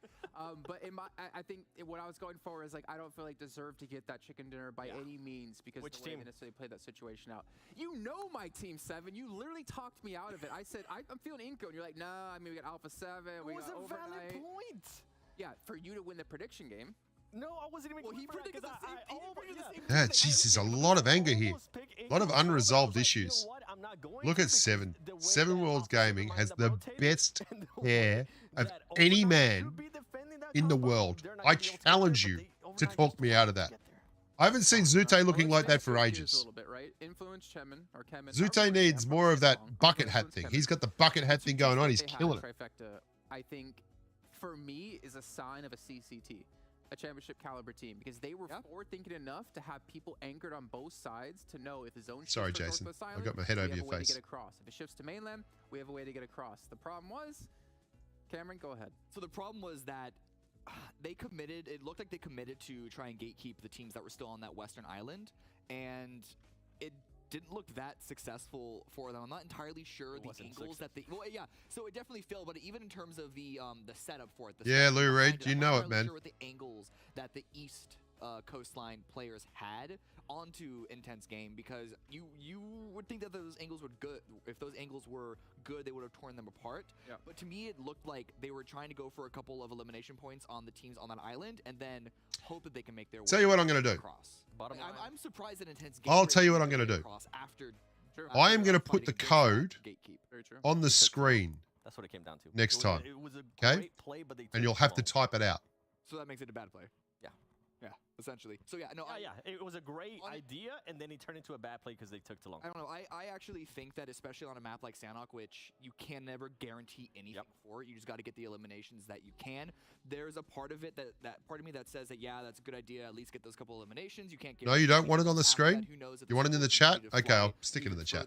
I don't care. Instead of staying around boot camp there, but the other side of me thinks like, that's sort of just lazy and not going for the full win. And this is early enough on in the tournament that I think you want to throw some. This is the second game of the tournament. They should have rotated a lot earlier. Like, it was a good idea. If you go center circle and hold, you shouldn't be penalized. Saying that this team didn't deserve to win to me is bollocks. Because if you hold center, that is a valid tactic. You're not going to pick up as many kills as you will third-partying a perfect run in. You can't guarantee where any other team is going to be regardless. And you saw just then, those guys got kills as people came in. It's more of a a middle-of-the-road tactic, but this is early days in the tournament. You want to build. You want to be consistent. I don't blame any team for holding center at all. Just yet because they have to deal with such stronger contenders. Oh man, why you gotta set me up like that, Jason? Are you saying that North America could be the weakest region in Americas? I mean, I think so. Yeah, no joke. I'll say it. I think North America is actually the weakest region. On the contrary, how is that a hot take? Let me know next time North America like wins a world thing. About that. And maybe you guys at home can actually help us decide. Like I love, like it's just seriously, come on. That's not a hot take. But for now, we got to head back to our commentators here for our third match of the day. It's the first time we're seeing Erangel. Who's the weakest region? How big is my baby? It's this big now. That big. God damn it, Zude says. That's more in line with what you were saying when I first started talking to you. What happened with this big? He's going, oh, I was just joking. I was just proud. He's a strong boy. This big. G'day, Pa NDA. Hope you're doing well. Good luck. Have fun. Thank you very, very much. Lou Reed, Mackie Finn, Nevitt, EMCUEA,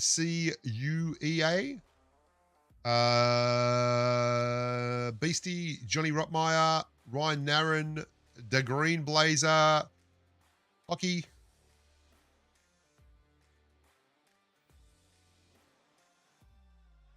Good to see you all. Here we go. This is a lovely little plane path right down the eastern seaboard. A lot of high loot areas going missing here, and I just wonder if they're going to jump off at Shovnovska military base. Well, we're going to find out. It's 600 UC. Ray and Carter, 600.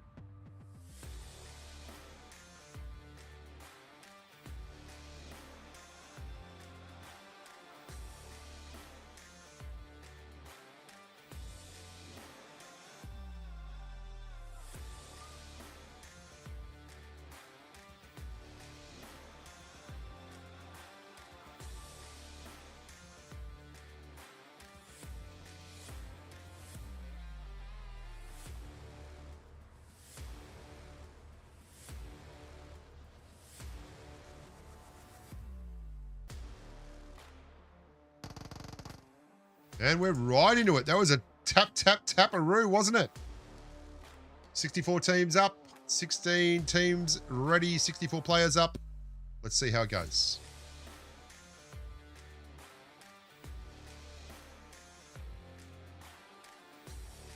I am. I wouldn't be doing this if I wasn't having fun. Welcome to the Grub Train, Johnny H. Thanks for being a stand-up guy.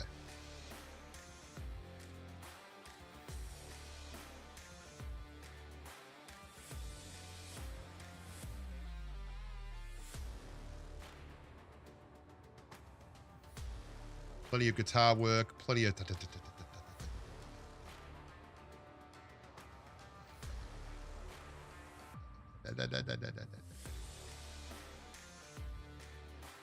YKG, they've got their own little two-stack holding.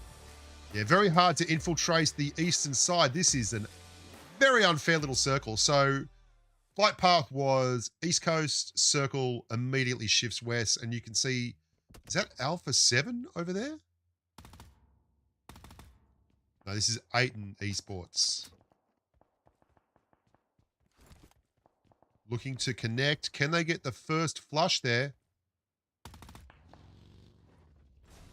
This is, wow, this is a very aggressive start to the game. Well, some teams are starting to feel it. They're starting to think we've got to go and do something here. But these guys...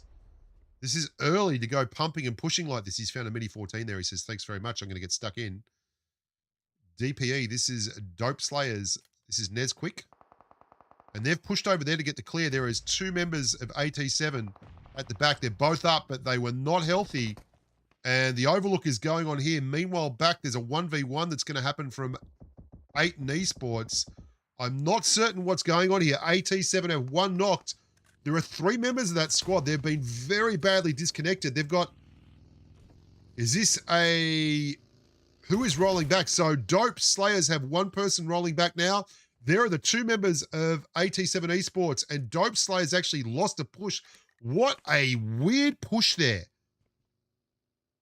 So both these teams feeling like they've got to get something done, but AT Esports there, for some reason, got disconnected, and rather than going to the aid of their teammates, they pushed the solo who was left behind on the overlook and made a trade of a 1v2. There is the last member bleeding out here as we see him go down. He's going, where is he? Where the hell was he? Want his stuff. AT Esports now just evacuating the area. They were obviously off to find cars. Jaguars thinking about taking the shot. Mate, you are not in cover there, just quietly, and you are all alone. Johnny Rottmeyer, thank you for becoming a potato. Welcome to the grub train. Be a potato. That's what you want to be. Interesting overlook. He's getting his minerals up. Is he going to have a shot? Have a good one, Nev. Thanks for watching, buddy.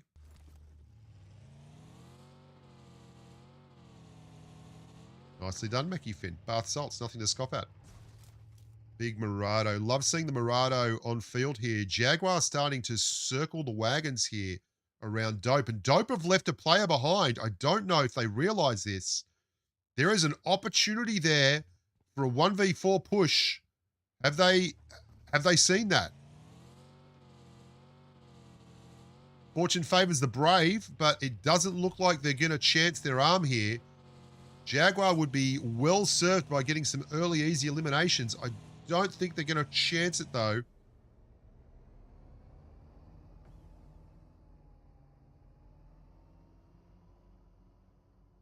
Rose. Lovely flavor. Alpha 7 Esports on 18 points. The Panthers, Influence, Chemin, N-Hyper, and Jaguar. They are all bringing up the rear of the field here. 8 Esports on 5, The Chosen on 3, YKG on 3, and Royals of War on 2.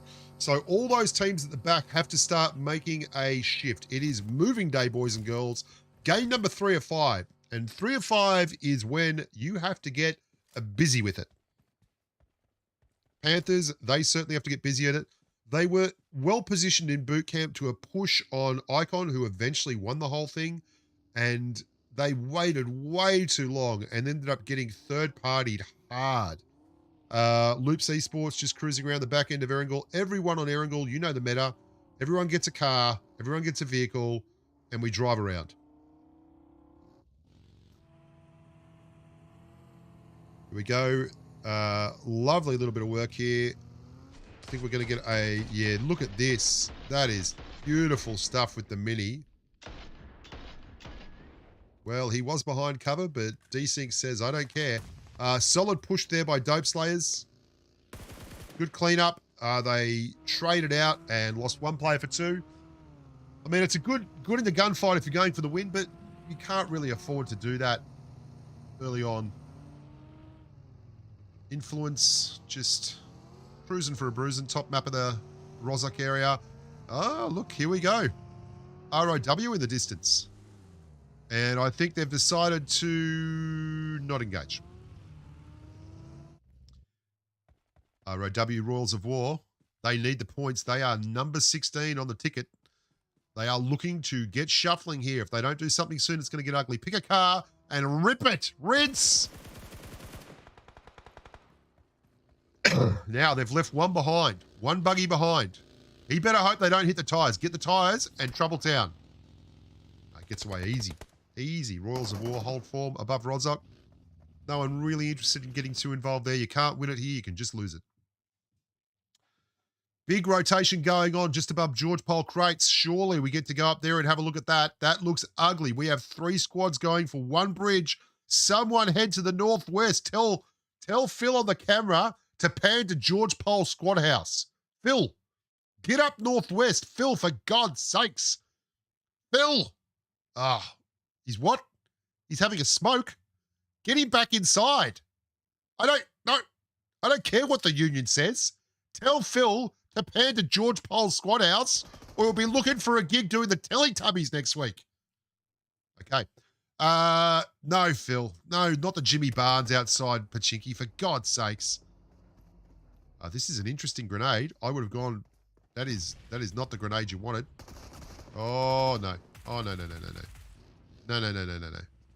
YKG, they got absolutely minced in the first round going one man out, switched to FPP here, and YKG did not notice him. I don't know what just happened there. He wasn't looking in that corner at all. YKG with an ill-omened push, and they can't break this down. Big comeback here. They need one more of those. They need another knock. YKG looking for another knock. No, not that kind of knock. Big effort. Oh, and the DBS on the S12K that time. Just as good. Oh, look at the third party from Loops. Loops with the perfect timing. Absolutely perfect timing. Oh, that is brutal. They just eliminate YKG. And Ayala absolutely rinsing with the M416 through the windows on the top deck. And that is a sad story, but a tale as old as time. The third party is the best kind of party. Meanwhile, back at the two stack in the middle of nowhere, N Hyper just holding form. Is that Flamenco that I can see in the background? What is going on here?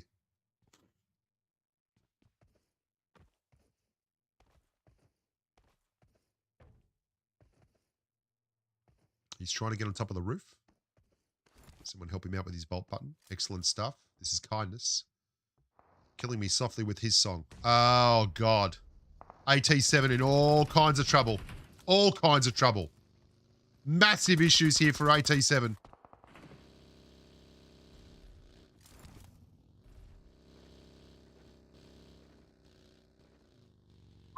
One member left. He got away in the little blue June buggy, but he's not gone from the frying pan and into the fire. He's gone from the frying pan and into the third-party business. He's got no wheels left on that thing, and all he wins for going over the top of that hill will be a destination with Loop Esports.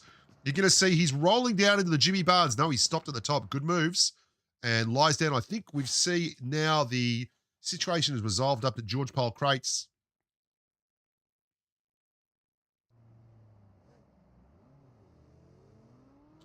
Yeah, Lulu. Love ya. Most eliminations you can see there. Get rid of my fat head and you'll probably be able to see it. That's Diego and Strap.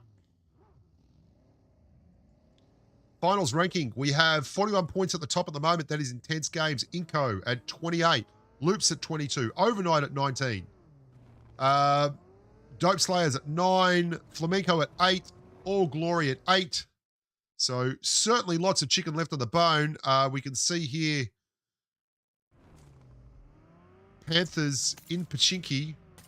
All Glory Gaming also in Pachinki. This could be a meeting of the minds. Panthers need to do something. They are right down the bottom half of the leaderboard. Loops out there at the Jimmy Barnes. There is Flamenco as we see Inco rotating high above them. They are taking the Jimmy Barnes just where Rapunzel's used to sit. Not sure. Oh, Dope Gaming. Hyper holding the trenches. Dope are in serious trouble here. They are in a big third person. I don't like this for Hyper. If they stay low, that's all well and good. But if they're actually engaging with other people, they're going to be giving opportunities. It won't take much for them to go downhill. Geez, this COVID is kicking my backside. Feeling dogs. Oh, here we go. Jaguar rolling into the top end. That's Royals of War.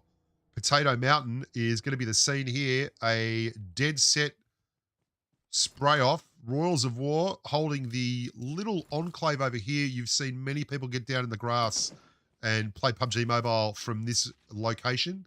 One of the more famous parts of the Erangel map. This is Potato Hill. So named because it both looks like a potato and it encourages the kind of players who like to lie down in the grass with a great field of view and not actually engage with the enemy. Jaguars in number 13 at the moment, 18 at 15, and YKG and Royals of War bringing up the back end. Royals of War, of course, still in the map. YKG went sideways on a push. Loop Esports holding the barns. Still got 14 teams up, only 2 down. Royals of War constantly moving their cars around. It's like a fidget spinner, that car.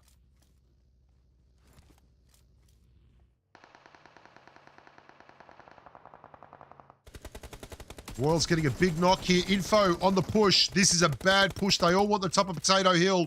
Info probably best served to leave that one alone. And they have lost heavily. Why are they coming back? Just victims of the in-house drive-by. Looking for a sideways knock as they come down here. Oh, clutch play there. Getting over the top of the mountain. They're going to get a revive. Info are going to lose 1 player to that. But that has given Jaguar a chance to push over. They're not going to miss it. They're trying to meat shield their way through Royals.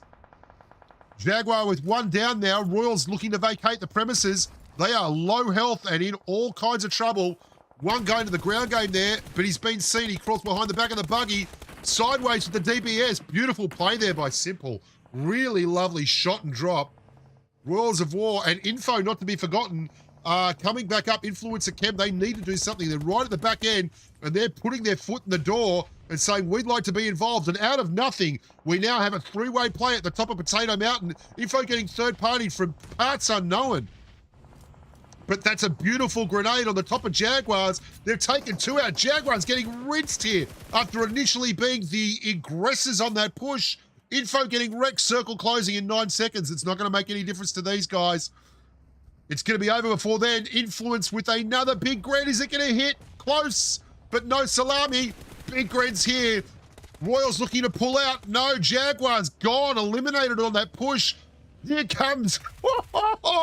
Intense Gaming has seen an opportunity for some points, and they're not mucking around. Royals of War, is he going to do the seat switch? He's the only one left in this car, I think. Royals of War chasing down AT7. That's the end of AT7. Found in the middle of the field, found wanting, in my opinion, as Royals go on to live another day. There's not much health left on that buggy. 1 tap is going to be the end of that. Are we going to see a knock out of the back of the 2-seater? We do, and they are rotating into Hyper. A disaster from Potato Mountain to the backside of Pachinki, and it's all gone sideways for Royals. Well, that was an absolutely hilarious push. Hyper now looking to finish off the last of the Royals of War. Wowzers.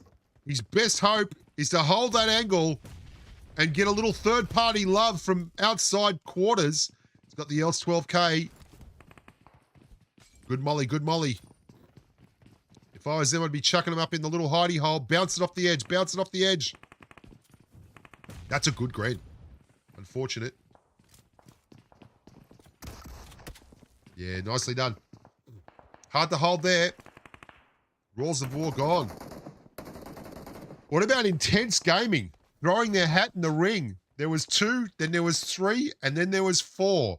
Royals got out of there. They didn't want to know about it. And from the top of that mountain, the only people left alive, I believe, are Intense Gaming. They've got 4 left.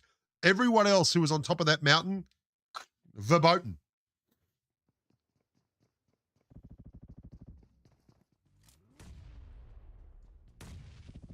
Overnight winners of the last match, just chilling. This is queuing, causing ruin. Hyper getting back to health, running through the back ends of the sports, and we see the live finals ranking Intense at 44, pushing ever upwards. Inco still rolling. Loops Esports did great out of that. They had a lovely little wipe at the back of the KG guys, IKG. Circle's about to... Is it going to go center map again? Plenty of people in Pachinki. Ooh, the Jimmy Barnes are in. Potato Mountain's out, but there's plenty of loot up on the top there if you want to go Gavin. Alpha 7 Esports. Now, they haven't really exerted themselves. They did win the Brazilian stuff, the South American stuff. Alpha 7 Esports looking to make a name. Nicely situated here. We've all been up on top of this mountain. Great for sniping. There is Flamenco. Now, Flamenco and Alpha 7 had a little bit of meeting of the minds on the outskirts of boot camp in the last game. And it came off very badly for Flamenco. They looked every inch the winner prior to that. They probably don't want any of that smoke. You can see there's 2 members left from Dope staying down there in the trenches. They're still in. Good on them. Just holding form. Yeah, Flamenco, really bad space to be. Down on an open ridge below a hill. That ain't good. And Flamenco are getting very lucky here. Loops Esports are helping out as we see Panthers are having a big fight in the middle of Pachinko. Flamenco, Sensational. Loops are now rotating in to take advantage of that. And Alpha 7 Esports, this is a game of third parties, and that is a huge rip out of that rotation. Loops have gone from having all the cards. I don't know why they pushed that. It was absolutely silly buggers. They had to know there was a third party there that was engaging Alpha already in Flamenco. They had to skirt it, played right into the hands of Alpha. Flamenco is still alive. They need to exit the building, though. This is not fun. Alpha 7 Esports looking for angles. Being aggressive here. I like this play. Just outside the circle. Flamenco pinned down there behind that slight ridge. A bit misleading, the kill cam that you can see, because they are actually behind cover. Alpha 7 are on the edge of the circle here. They'll get good third-person cover for this rotation. We'll see about the next one. Can clear that car. Can certainly clear the car. Yeah, Flamenco, you're not going to get to drive that thing anytime soon. Dope have lost another player out the back. I think Panthers are still up in town with a full team. They were fighting AGG, All Glory Gaming, but they've got one knocked. I don't think they can take advantage of that at the moment as well, because OK are holding the other side of the road, the eastern side of the Pachinki Road. Alpha 7, the storied winners from Brazil. Red hot favourites coming in. You couldn't back them. The bookies weren't offering anything. They're not at the top of the leaderboard here. A big performance here is going to help them no end. All Glory Gaming. A lot of these teams still in are teams that needed to do something. This is moving day for Panthers. They absolutely needed to do something. Royals of War left. They're in number 13 with 6 points. Jaguars with 5. 8 in Esports and YKG bringing up the rear. Number 1, Intense Gaming in the light blue. The Cerise over OKQ and doing the rule. This is a big Gren. This is a big Gren, but there's one coming. Wise move from the young man. Oh, beautifully dodged grenade, that one. Weird angles here. Intense Gaming at the back in the open 2-stack. They have got a great position at the top of Pachinki if they had got the circle. Not to be this time, though. And the circle is going outside Pachinki into an open field. There is one compound there, Alpha 7 Esports. You can hear in the background are pushing down towards it. Panthers losing one man down there. This is David. He's topping it out with 600 damage. I don't think they can convert that into a knock, though. Alpha 7 Esports, Jason Kaplan. I'm going with Intense Gaming. Well, no, I take it back. You can see Inco have actually grabbed the compound that I thought Intense were going to go and get. And now Intense is starting to squeeze down. Flamenco on a huge push here. Going up the top of the mountain. They are a 4v1 on the tree. This is a beautiful work. MG3, what a great grenade. You can see the DBS going. Everyone rolling DBS here. This is a huge push for Flamenco. All or nothing. That smoke is going to be clutch. Can he get it off? That smoke, that frag I mean. That's frag right down the mountain. Flamenco need to hold. Oh, what a brutal, brutal affair. Big Gren coming back in. Does he push? Does he revive? 3 knocks on either side. Oh, that's brutal. They can't revive. They can't take the time. The circles, they're just on the edge of the circle. The DBS. Make your shots. He doesn't make them. Flamenco with a massive, massive revenge play. Well done, boys. What a huge revenge play that was. Alpha 7 Esports absolutely pummeled them 4-0 on the outskirts of boot camp in the last game. And Flamenco stood up and rocked their socks out at the top of the mountain, just to the south side of Pachinki. The Panthers now making a push down the tunnels. This is Intense Gaming. Wow, Intense Gaming eliminated again. I've got to stop backing him. I'm absolutely ruining him. Panthers standing up, but they don't realize that just above them, well, they probably do realize, they can hear him crawling around. Overnight holding. Overnight, you've got to get that revive, buddy. You can hear them beneath him. Panthers have got 3, though. The overlook up the top.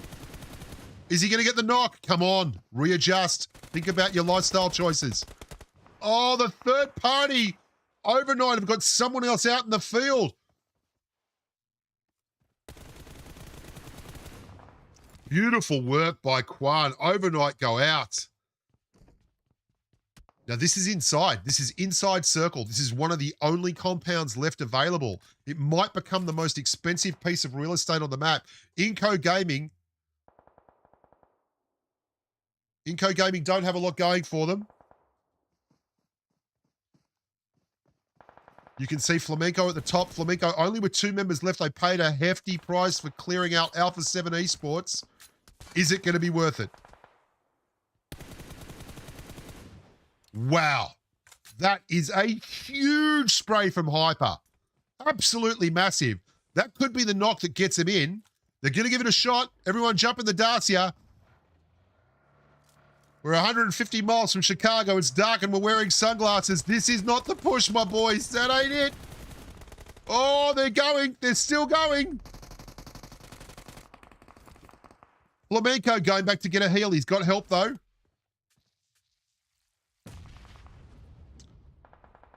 They've got 1 down. This is a big grand. Here we go. Gigante chucking a pineapple down the field. Beautiful grenade. But you can see the background. I believe that's Panthers making a quick rotation while this... He's on 1 hit point. He's on 1 hit point. He is on 1 hit point. Panthers have made a late rotation. And Panthers have 1 knock, 2 knocked. In the background, you can see Panthers got 2 knocked down. They are getting absolutely third-partied like a boss. They've lost both those members, I believe, and Inco have nailed it again. Look at the circle. Look where they are. They are here to feast. Everyone has to get in on them now. And there are some great angles. This is Nate, the last member left alive. We saw him holding the corner of the boot camp warehouse.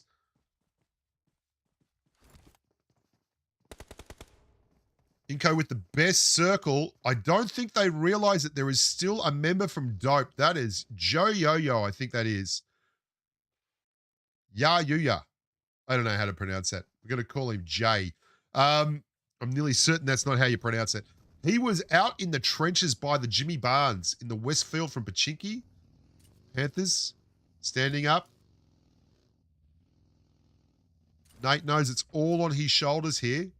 Flamenco, are they going to 2-piece him? Look at this. He's lined the grenade up. Nate's had his turn first in the game of catch.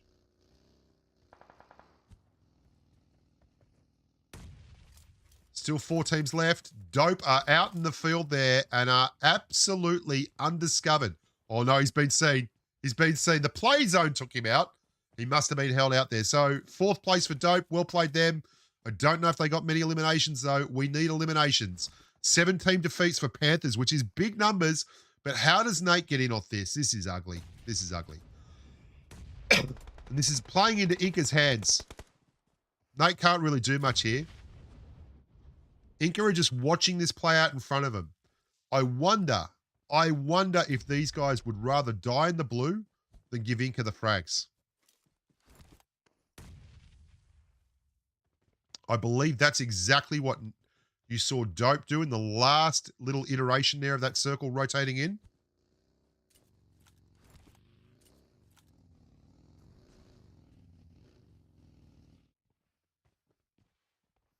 Inco owning this circle again. And I saw a lot of negativity about their play last time.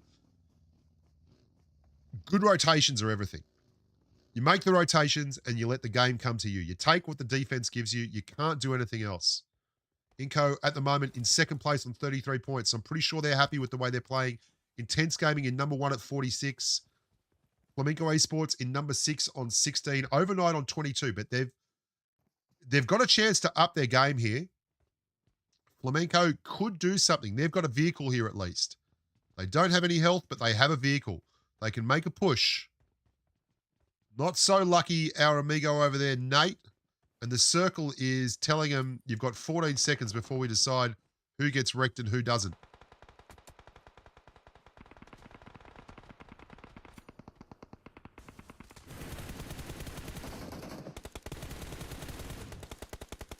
Oh, this is ugly. This is ugly town.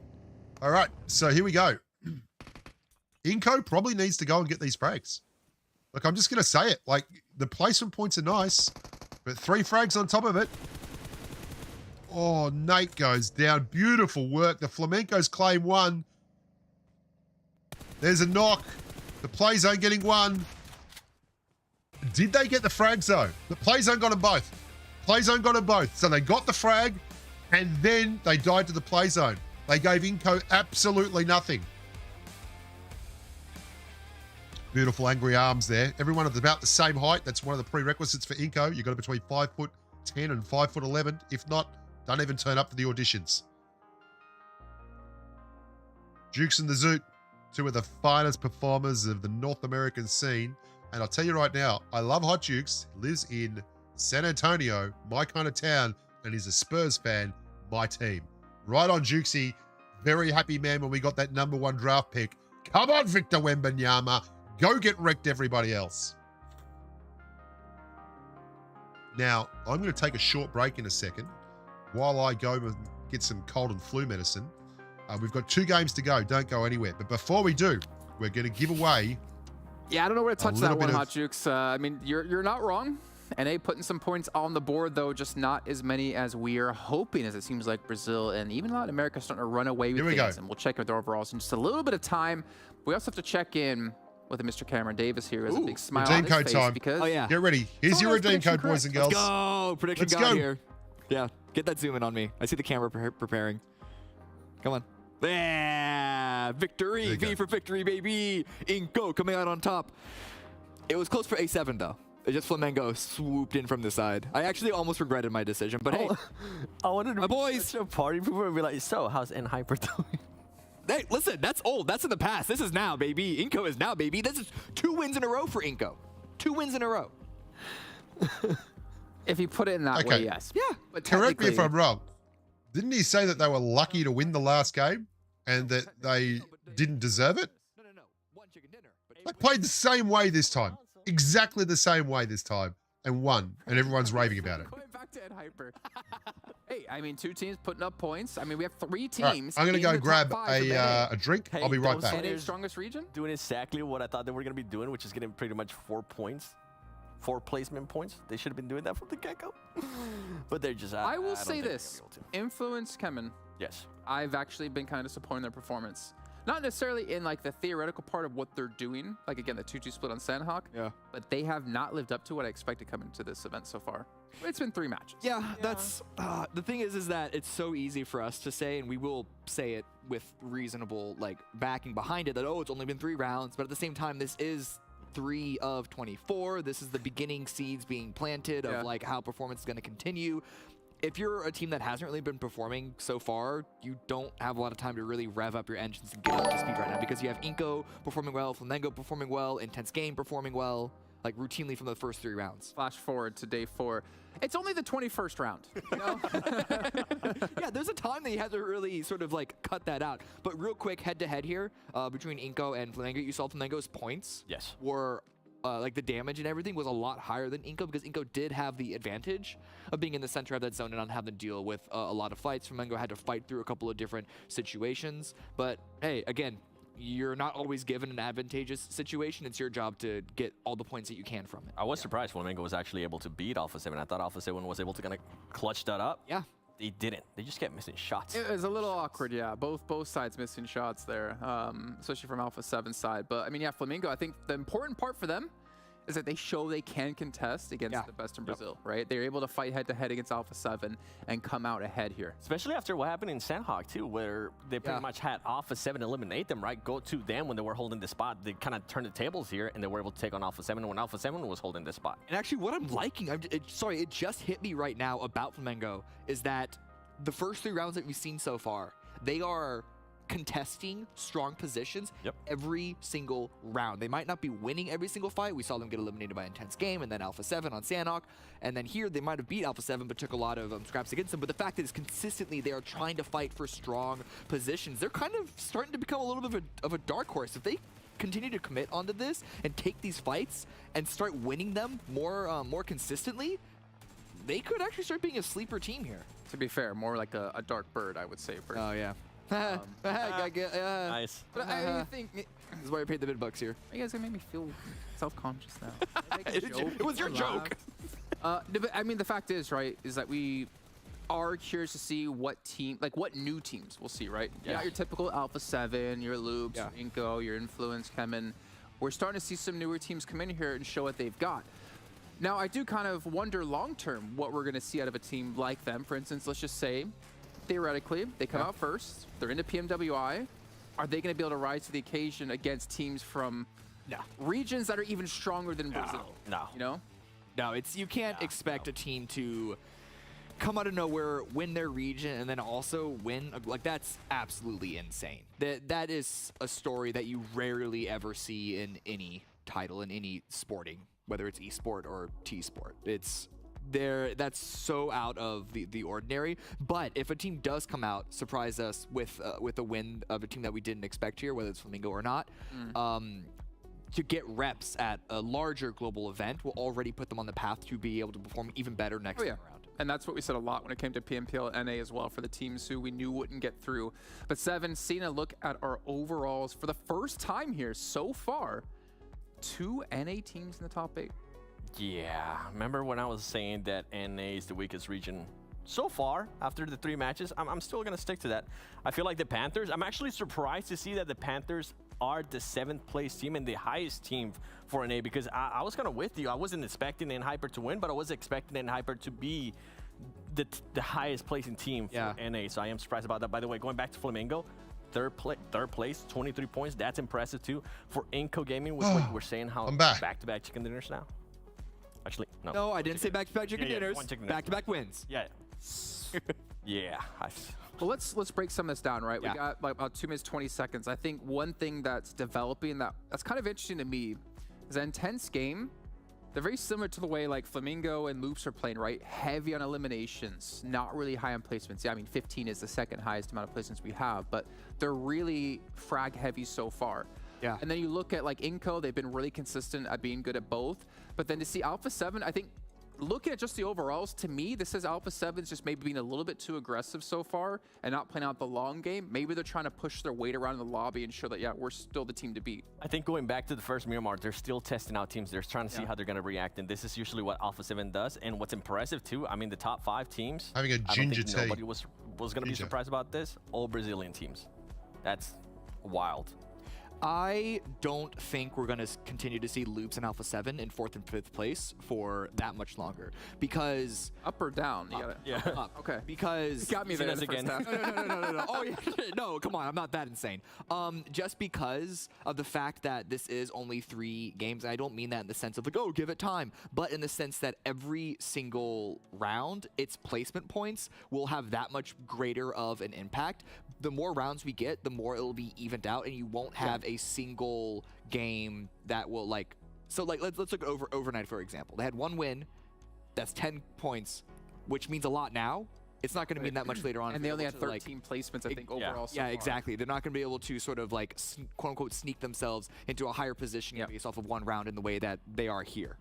The odd thing is, if you take a look at the Kings from their region, they got stuffed we're up. seeing the Kings. Oh, you laugh at 7. Kings of NA, unfortunately, are down here towards the bottom. 16th place, the current worst performing NA team. Again, it is early, right? There's 2 points to separate them and the Chosen. They can easily get 2 points in a match. But interesting to see that, like, what teams are struggling so far aren't necessarily the teams, at least from NA side, that I thought. Like, honestly, I didn't really expect much out of Dope and the Panthers, just because I felt like the Panthers' final push they made, or the finals push they made, was kind of like something they wouldn't necessarily replicate. See, these guys have watched everything. I haven't watched them. But they are the so best we've got Miramar team so coming far. in I did 30 expect some seconds. out of Dope Esports. That's kind of why I picked them at the beginning of the show, because they were just so consistent. I feel like if there was going to be any team out of NA to at least try to push for like a top 5 situation, it would be Dope. So far, Dope is starting to improve a little bit, but I'm with you. I'm actually disappointed with the way YKG currently at the bottom. A lot of people were hyping them up in NA, and right now they're just pretty much. I've never got to cast for 7. I'd love to cast for 7.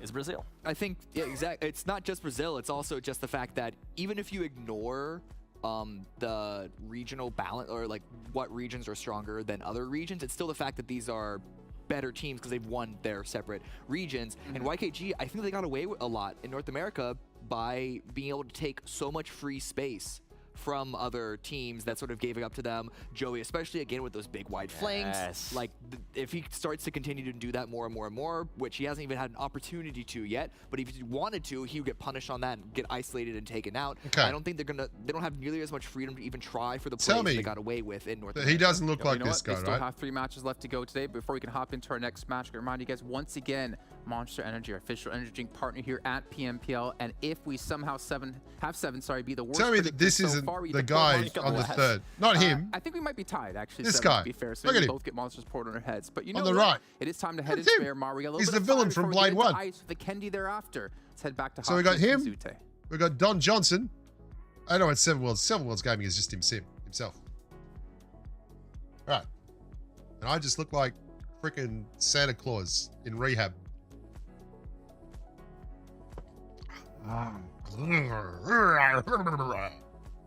Get involved.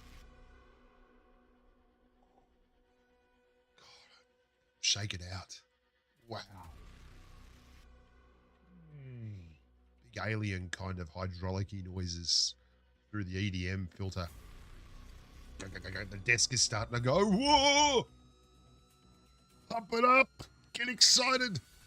Here comes the plane. Here comes the plane. Everybody, everybody, here comes the plane.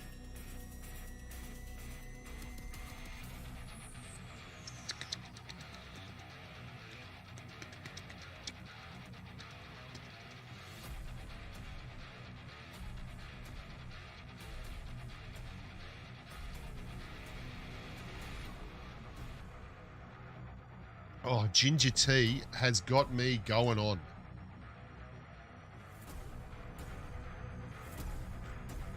It'll come. The audio's coming. Trust me, Stuart. Here we go. Starting to get the interface on. Thanks very much, Ryan. Love your work. 2 games to go. This is the 4th game, the penultimate game, as they say in the sports franchise. Penultimate game, this one. Wonder if we'll see, you know what would be funny? It would be great. It would be, imagine if intense gamers go and jump on the same mountain they jumped on in the first game. Imagine if they did that. Oh, that'd be great. There's Loops.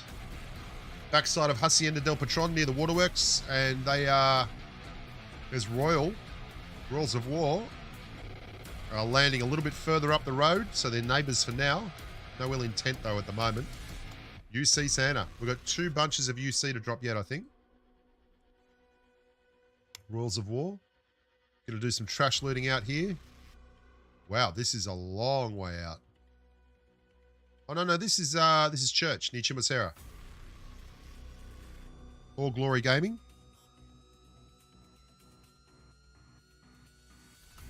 What the hell are Dope doing? Whoa, man, that is not good.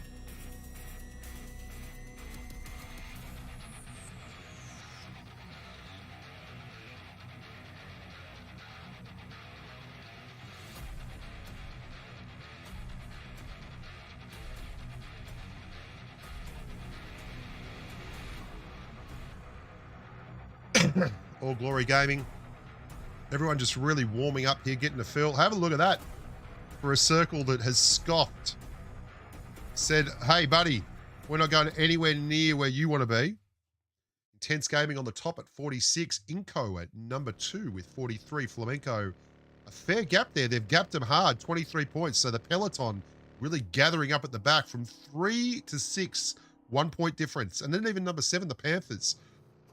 They're only 4 points behind. Plenty of chicken on that bone. Just a few eliminations, but it really is do or die now for number 9 all the way through to 16. YKG, they're going to make something happen. 5 points.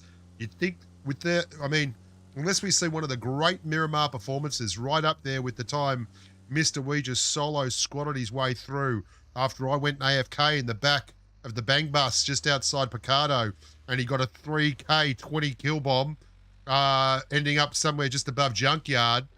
Not since then have we seen the kind of performance that'll be required to get YKG up the top end of the leaderboard. And Hyper with some of the most optimistic shots we're going to see today, but he absolutely ripped, mate. That was intense game. And that is bad news because he is on his Pat Malone and Hyper's, there's blood in the water. Now, Intense Game's getting some help from the backside there. You can see just there at Power Grid, but he really needs to get out. Oh, this is trouble. Big trouble. That's the problem with running a DBS and a Mini 14. When you're in that CQC and you need the quick boot, you're not going to get it. And they have gone and grabbed a quick frag at the start on Intense Game. The leaders sending them down to a 3-piece. So really unexpected opening. And look at the huge disconnect for Intense Gaming. They are both sides of the road leading out of San Martin. Power plant and the crap compounds around them. Royals of War staying very quiet down there at the back end of this little... Well, I'm surprised at some of these rotations. Hyper doing well staying together, but Intense already a man down. They're at the bottom there of the screen. NHP 1 point. Royals of War.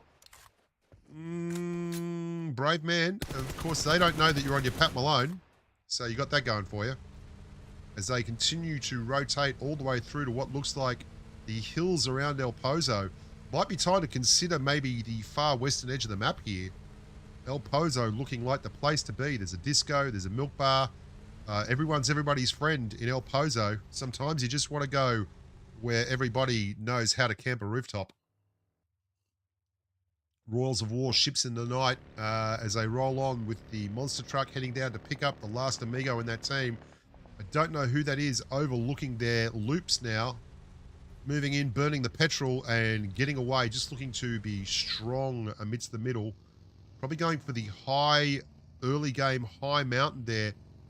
A little bit of a compound loot here. There's Mythic 44 and the Custard Cruiser, the Golden Murado. So they dropped Hacienda del Patron. One of the few cars in the game that doesn't actually have a boot space. So he's all about the bling, this kid, because it's an absolutely crap vehicle if you want to store anything. Another day here in Paradise as we host Pmpl Americas 2023. This is all the kids from south and north of the border. Here's IC. This is K. Wild School.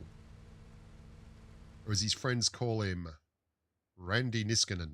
Good on you, Randy. What is going on here? This is not good. Flamenco in big trouble. Beautiful Gren there from Chronix. And Chronix is the Panthers team. This is the NA team, Panthers, who really pushed hard at the end of the Pachinki tilt last game, running S12K rather than DBS. Flamenco cutting their losses there. The leg was stuck in a trap. They sawed it off. They chewed through it, moved on to the other side of Junkyard. A lot of teams disconnected on these drops as they try and trash loot their way through the compounds, coming a cropper as they go for the vehicles. A7 Esports, one of the more fancied frolics from the early running now, just looting above the green fields of Chumacera.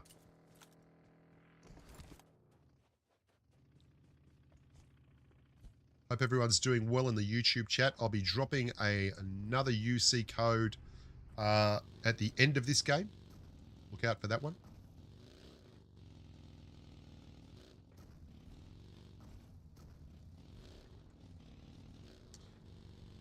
Loops, no frags yet. Only 2 frags overall. Panthers have picked one up. Hyper picked one up as well. Hyper has picked one up as well.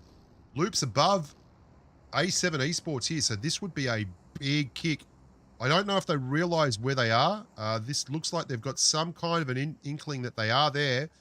I don't love this angle for the A7 Esports team. Where is the rest of the team? I can see. Oh, okay. So they're directly beneath them. Makes sense. A bit of a frolic going on the eastern fringe there. You can see just below Hacienda del Patron, there's a rotation through San Martin. Don't know if they're going to meet like ships in the night. Highest damage so far, 1,970 for Adrian from, that is Intense Gamers.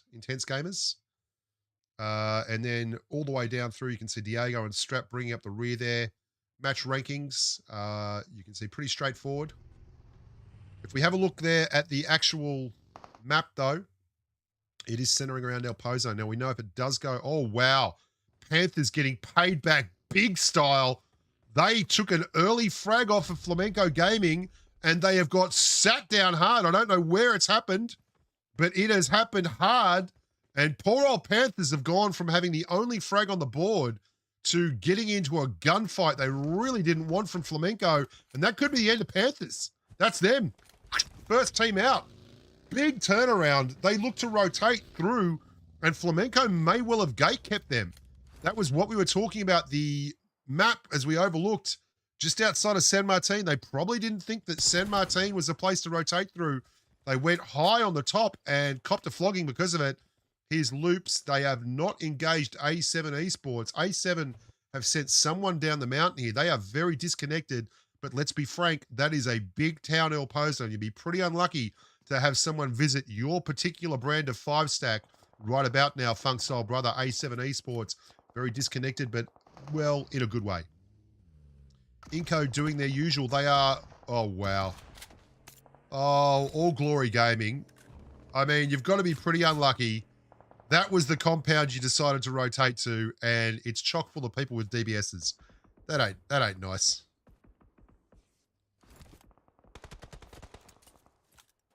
So they've lost one. Rojas, Danny Rojas, football is life here. Holding an angle in a pit, for lack of a better word. That's just not even much. I wouldn't even call that cover. That's just like a little ditch. That is not where you want to be. If you could get out of there, my friend, I'd get out of there. Hard to rotate, though, with someone in that window. You're going to cop it as you rotate out. Not sure how you alleviate the situation. Stopping was probably your first mistake. Still 15 teams remaining. All Glory Gaming looking like they're just going to hold. YKG under all kinds of pressure there. Oh, and you can see what happened here. They pulled up Happy Days. Oh, look at those shots. That is GC God, and then Zuko as he just left Danny Zuko. YKG under pump here. Jaguars, M416 versus UMP. And YKG going down. Unfortunate. YKG in all kinds of troubles. They're getting pushed from two sides. Oh, this has been a very, very tough. This is exactly what happened to them last time when YKG won the gunfight only to get third-partied from the backside. Jaguars now in closing. YKG need to stand up. This is 24K. He goes down. Is that the last man? That is the last man. And YKG go out in 15th spot. One worse than the previous map. They can't be happy with that. Came in here hoping for big things. They've picked up 2 points out of that. Won't be enough to put them anywhere near where they wanted to be on the leaderboard. And now Jaguar, 8 Esports looking to take advantage of that third party. They didn't quite do the business, and they are exiting stage left. Dope Gaming trying to backside the top mountain, which is still inside the circle here. Wow. Oh, how are you alive? How are you still up? Well, I got to be honest, I didn't expect you to stay up. And that's a quick thirst there on the dopes. And they're about to get in the same ditch as All Glory Gaming here. This is not good news. My friends, bad decisions were made. You've taken a poop situation, and wow, that is also an interesting call. Okay. Well, I guess if you're going to make things happen, this is where you start making them happen. He knows there's 2 guys down beneath him. TC looking to take advantage of a quick flamenco rotation. There is people all over the place from TC here. Oh, that is a sneaky little bit of work there with the M16. Blows his own car up. Okay, this is not the place to be. Oh, wow. Yeah. Think about things. Deep breaths. Deep breaths. You've got a buddy near you. He can overlook. He can stop any pushes. As long as he doesn't get knocked, you'll be all right. Just settle in and hope for circles.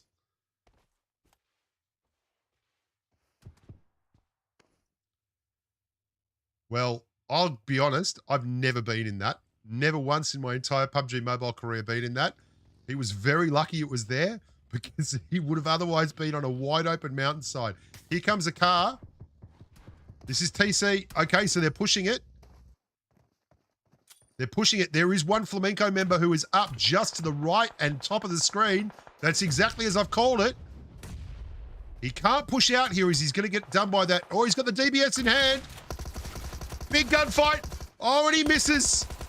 DBS, best gun in the game until you miss. And Flamenco have one member left. I think this will be a big turn up if Flamenco go out early. Loose have been holding top of this mountain forever. One knock there. You can see Influencer. Then one down, two down. Influencer Cam in real strife. He needs to hit this shot. Needs to hit something. Praying for rain. Hoping for justice. Doesn't get it. Oh, Loop's looking so strong. Just so strong. Switches. One to the other. Last man up. And he's going to try and exit stage left. He's just going for placement points now. He can't get up there and save them. It's not even an easy place to exit out of. The biggest hope he has here, and I don't even know if you can see, is that Alpha 7 start rotating in from the back, and that's exactly what is happening. And they're locked in. They've lost a member there on that push. One other member of Alpha 7 looks to be coming back from the bottom side in El Pozo, rotating up the hill, flexing out to help on the push, and he's helped. He's really helped Influencer Chem out down the bottom, unless that is the last of them. Flamenco's gone. So Flamenco is gone. Big news, 14th place. That's a big sigh for anyone looking to move up the ladder. And Influencer Chem got helped out tremendously there by that push by A7 Esports and are now still in the running. Loops don't feel like Royals of War, now starting to take it to TC. TC with a commanding position on top of that mountain across the way made things very, very difficult for the boys and girls of Flamenco. Here's Flamenco's push. Oh, wow. What an epic effort. Epic effort. Epic. Great try. Chosen now looking to get an angle on Royals of War. They're going high for hearts and minds. Chosen have a sniper way up on top of the mountain, about 300 meters away to the right of Pupg. You can see here. That's up to, oh no, that's Insta. It's Intense Gaming. Is it really? Are they up there? Get out of town. Get out of town. I thought it was TC with another member up there, but it's not. It isn't at all. I think it's Intense Gaming. Royals of War, pretty odd rotation this. It's kind of rotation where you're just trying to be a little bit pregnant, and it doesn't count. You're either in or you're out. You can't rotate to the very edge of the circle with two other teams and hope for a good result. Diego, they love it up there, mate. Look at this. Royals of War. Oh, far out. Riggs, tell me again how the UMP is better than the DBS. Like, you guys are not watching the same stuff I'm watching. Needs to do it again, though, because this has become a fight to the death. The snakes have locked in on each other. Royals of War, it's all or nothing here. TC get the job done, though. Royals of War now behind, trying to get a heel off. Everyone down, and they are out 13 of 16. TC getting a bunch of elimination points there. They get 5 points. That is big news. Royals of War on 14 now, and that moves the Chosen solidly up. 5 points, a lot of elims, the most on the map at the moment. We do have Intense Gaming on top there of the mountain just outside, you can see, and they are close by. I think, who are they next to there? The team in green there. The team just down the bottom of the screen. They're all outside the circle, though. Alpha 7 Esports, Influencer Chem at the bottom of the mountain. They were in all kinds of trouble from Loop. You can see a Yale. They know he's down there still. They're holding, but they may actually decide at some point that that is not worth all the effort. Influencer Chem doing level best. This is Randy Niskanen. I think we christened him earlier. Randy, he's a survivor. How much is one frag worth for you? That's what you got to ask. Because, I mean, you could end up losing the whole lot going for this one frag, or just be a complete pro like Mythic. I mean, he's doing these ones, so you know he knows like his combat stylings for the photos. Hyper, well below where they need to be here. This is not a great compound to push. On the plus side, they've got it surrounded. On the negative, you're still got to push it. And here it goes. It looks like they're getting the feeling. The feeling to be stealing. Stealing some frags. Hyper trying to leave. Big AK wax. Oh, so close. And this is a tough one. There's Intense Gaming making a late rotation out. 8 and Esports need to do something. Oh, they're thinking about it. They're out. They're into it. They're in. Whoa, that's the way you enter. That is the way you come in. What an absolute ripping into Jaguars. Woo-hoo-hoo-hoo. And that is massive. Intense Gaming, not to be outdone. They want some of that action too. They know they're in trouble over there. Are they going to push outside the circle? That's a huge grand. Adrian, who was already leading the damage board, gets another one. Diego gets 2. Wow. Are they going to push it? Are they going to prosecute this? They've got the numbers. If they were going to do it now is the time. Probably not. They've got to get in the circle. They've got to be happy. They've got to be healthy. They've got to be wise. But they have left 2 very angry humans behind them, and they're about to pay the penalty for that. Not so. Choco goes down to Dope. Dope. Third party across, and let's be honest now, we've got to that stage of the game with 10 teams left and a circle not much bigger than a swimming pool where every engagement's a third party. Stay low, keep your head down, and just shoot well. Intense Gaming doing well. 4 defeats. 4 defeats and some placement points. That's what they're looking for here. Just working the angles around the carcass of that UAS. Cielo, famed for being able to eat 15 chilies in one sitting and not even break wind. What a wonderful man he is now. Hyper holding form above All Glory Gaming, who have been in that ditch for what seems like an absolute age, but they've managed to come out of it. Everyone inside the circle now, pretty much. Everyone's taking up positions, just waiting to see who Lady Luck favors. Intense Gaming, playing very well. I'm not going to pick him this time. Every time I pick him, they get shagged. Adrian there, look, he's like he's very angry, or he's shaking a placard. Someone put it like a sign in front of that says, "Give me my job back, you bastards." There he is. Look, he's got a sign. He's holding a sign. They've photoshopped it out. It's like, "Viva la Bushka." And they've pulled that because they can't have any one commentator getting all the kudos. Hyper holding behind the bank bus. Busted. Looking to break out. Break the wheel. Break the wheel. Break the wheel. Break the wheel. Break the wheel. Break the wheel. Whoa. Really nice work there. And they're gone up to 2 defeats. They need these placement points. Intense Gaming, Adrian on the corner. Diego with another brilliant grenade. These boys are the masters of the frag. Absolutely gorgeous. And they're cleansing Hyper. Hyper in all kinds of trouble. This is the glory grenade right here. They need a good return of serve. Playing throw the pineapple, and only one team winning at the moment. Circle closing in 5 seconds. Cielo looks left and decides it's time to take an easy knock. Getting the clear there with the Mini 14. Mini 14 and a Tommy gun. He's been watching his Bushka videos. Still someone rotating very, very late out of El Pozo there. That's going to be Ugly Town. Going across here to Loops, who are making a rotation around the backside of this big mountain. Now, you can actually get, there's a ledge at the back. This ledge, here we go. This is a great spot. I've done a whole video on this ledge. It's called a position of power. It's one of the most dirty spots in Miramar if you get the circle. I think they may have it too. Going to be interesting there. Cielo, they've cleaned up the rest of Hyper. That is 7 teams remaining. Diego with 3 frags. Adrian with 2. That is 5 defeats, 5 points. Couple of placement points. That's what you're looking for. You got to get top 4, I think, to get the points here. Dope Gaming again, holding serve in a shack. Now we've seen the best grenadiers on the server of these kids. I would put one in that shack on general principle. There is no way in the world that I would be rotating up above that gun line without grenading that shack.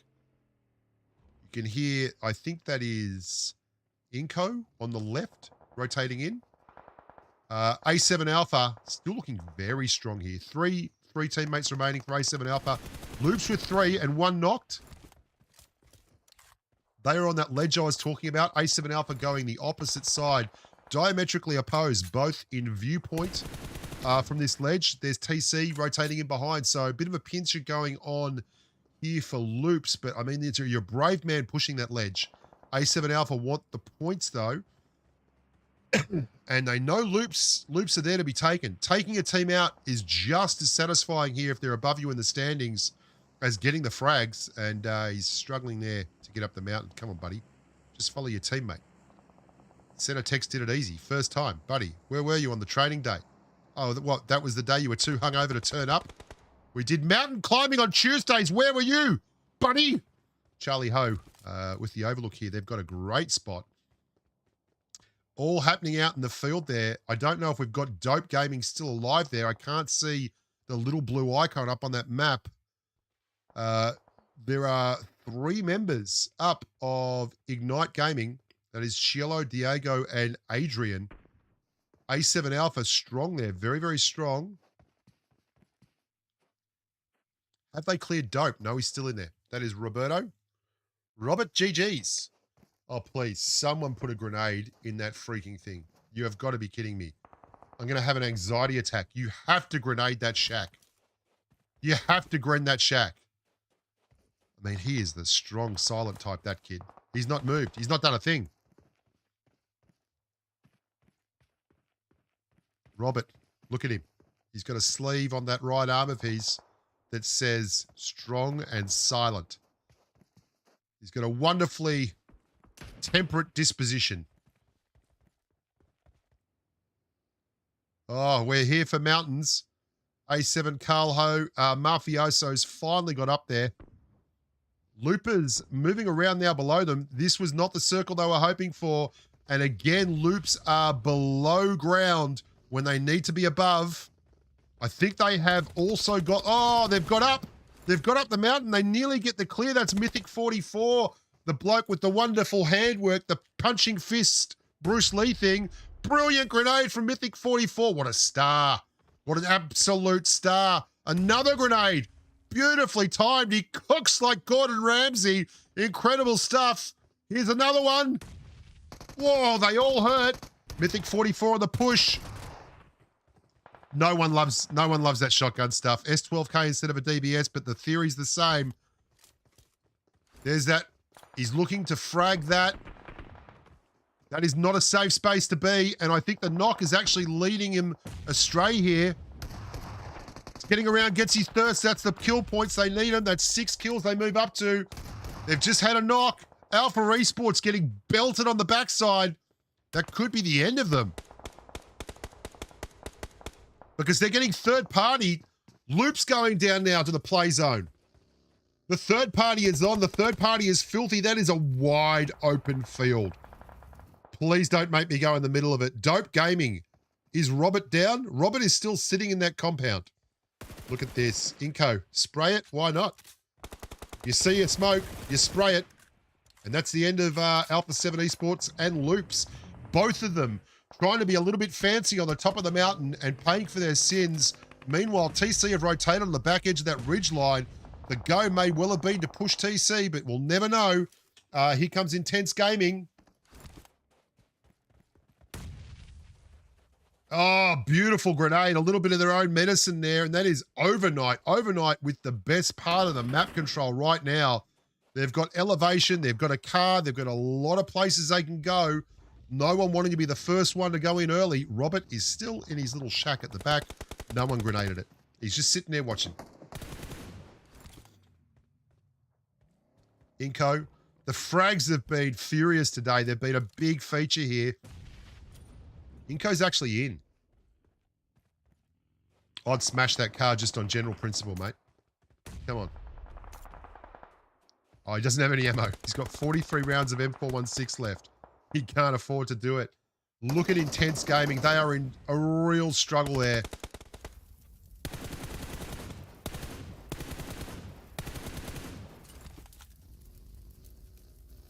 And here comes the push. Can't blame him. Not much you can do about that. That's what happens when you get map control, and they have had beautiful map control. They got to 4th place, though, with 5 eliminations, so they're probably hung on to that 1st place spot, but Inco is still in this. They're on the push. 2 kills here will go a long way towards securing it. 3 kills. Yes, they get it. They get it. That's another frag. That's 9 frags. That is a massive number. 2 teams remaining, and Inco know that they've got people down, but so does OK. Do they push? Inco, beautiful work. OK, now 2 down. No one has circle, so this is a 3v4. Inco aren't going to wait. They're going 4v3, full send. They're going to meat shield this one if they can get one more knock before they get back up and healthy. They've got him disconnected, discombobulated. Gonna need a big fight back here. Doesn't look like it's gonna happen. Inco holding all the cards. Sweaty car and M416 and a whole lot of spraying and praying. Beautiful work overnight, holding strong and doing their best. But Inco dominating that last 4 circle round. Wow. Wow. Best map in the game and won by the best team in the game right now. Inco looked every inch the champion.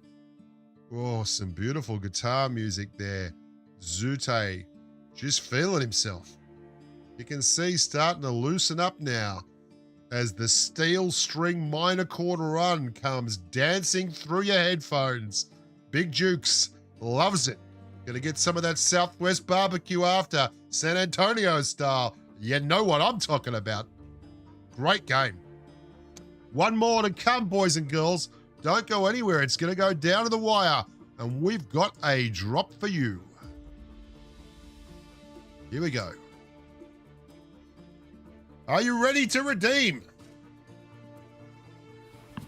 Well, before I get into Inco, I'm redeem time, really baby. Happy to see Hot Jukes. You've been working on your Spanish, because the last time I saw you speak Spanish here, it wasn't the prettiest of things. 7, you were supposed to crack up. I told you, don't laugh, and you did. But Inco, man, you know what? I don't even need to say anything about it, because man, at the end here, you can already see his face. He's smiling. He knows. Inco have won. What was it, like 3 in a row? Matches in a row? 3 in a row. 3? Ridiculous, man. Let's actually take a look at their Remember, they were just lucky. Here. They didn't deserve it. And it's not even just on the rounds that they do have the round win, the chicken dinner win. They're getting elimination points behind it every single time. It's Brilliant. like they are, at this point, they've overtaken Intense Game. So strong. So and if strong. they continue to play like this, and Intense Game continue to have sort of middling performances on the final 2 maps that we have, this is going to be a really strong lead for Inco ending day number 1. Yeah, there was a gap already starting to get created there. Go ahead, do a throw back there. Go ahead, 7. How are you going to throw it to me after that? Because we're totally... All right, never mind. Alpha 7 there with just those 3 points. Man, I thought Alpha 7 was going to be able to do a lot better against Loops, especially with the position that they have. But you know what? I'll save it for the next graphic that we're going to have in regards to them and Loops, because Alpha 7 stuff that I saw. That was Alpha 7 got screwed. Yeah, they got screwed by the pinch. Intense Gaming were all over them. I mean, not even Look at like this. a minute ago saying to 7, like Nenebete, actually maybe it was a couple minutes ago, he was almost getting caught out, and I was saying to like, do you remember back when he first started 815 playing damage his first there. event that we saw him with B4 at his breakout event? I feel like he's been a little bit quiet since, but nice to see he's been able to keep up here in terms of the damage, the eliminations, and I can see Cameron, he wants to point out. How does someone only receive 17 points of damage in a single round? Just high. They win it. Just don't get hit. It's high. Just dodge bullets. So, like, I mean, when you look at the numbers, it's obvious that Becker there was playing the more supporting position, probably watching backfill, making sure that no one was sneaking up behind them. He definitely wasn't the tip of the spear there, but to still only receive 17 points of damage. Kind of a randomish number, right? It is. I think it does show Head to head. how low and slow they played and waiting for the perfect opportunity to strike where, like, they could finish that win instantly. Alpha which we 7 saw them have, but the Esports, it's head-to-head, all to do. Yeah. So, Alpha 7, one game to these go. are the two teams that This a next lot game of is us going to be had our Vikendi. horses It'll be the first time behind we're to win seeing this the whole thing big because of that shift, white expanse keeping featured that today. ridge around Crater And in winning play. this one But I mean, will Luke's go a did lot long more way work out of it than Alpha 7 did, towards because Alpha 7 lost securing them top spot. early on. But they sort of just relegated I themselves to really- hiding amongst the rocks. The main thing I don't for me that see. I noticed See, there for me, is Vikendi, the first player that unlike actually Miramar, made which it I think hard is the for best Luke was map in the actually game. Mythic, and This if is we go like back a little the bit more, flat out Mythic best map is in the the game. next I'm going to turn this player down just a of bit. I think Vikendi, it's going to be very hard to manufacture kills the way you can on Miramar with positioning. Vikendi's going to be super, super hot, like super hot, in a way that Miramar and Erangel just aren't. Because there's so much cover, there's so many compounds. Unless we see one top traveler, Robert GG from Dope Gaming, 11.2 Ks. Longest limb. Diego got 2 grenade eliminations. Ninobete 4 elims, 837. Just a tough match, hey. Tough match. Beginning the long. Let's see what the humans have to say. Some little cheeky information to be seen there, but the fact is, like, Inco still dominated yet again. The question is, can they maintain this kind of performance over the course of the next 20 matches? I can see it. I can honestly see it. With the way they're playing right now, Yeah. I mean, even what you were saying, they are winning the games, and they are winning. I thought it the Chosen with looked pretty good. Digit Illims. That's impressive. And on top of that, I mean, if we went back to the match, The Chosen looked pretty good. I didn't see them go down, but they were in a nice spot. They just got screwed by the circle. I want to also reference that dope stat as well up on the travel time or whatever, but reference the fact that, yeah, Seven, you were saying that Dope is a team that is really good at placements. They had highest placements in the North America Finals. Yep. They're still not really getting the eliminations, which is what you want to see out of them, but they are still putting themselves in sort of mid-late, late game situations, and I think maybe if they get more used to this lobby, we could start to see them grab a couple of more eliminations as time goes on, put themselves in a better position on the leaderboard. Yeah, I feel like if they have a good game where they're able to get a lot of eliminations, maybe that confidence will come out of them and they'll be willing So to this take is that what fight. Intense But right Gaming now, were in a it's like great they're spot for playing third-partying exactly on Alpha how 7 they and played Pmpl North America, which and is Loops, but they one weren't in a of great those, spot for holding back both Inco. first and then the eliminations. Now, I want to go back, because we're actually talking about this a little bit more with the Panthers, how we were saying, yeah, the Panthers are currently first. I feel like the Panthers, if they can start getting more illims, if we can start seeing some of those pop-up performances out of them, that could be the top team out of NA.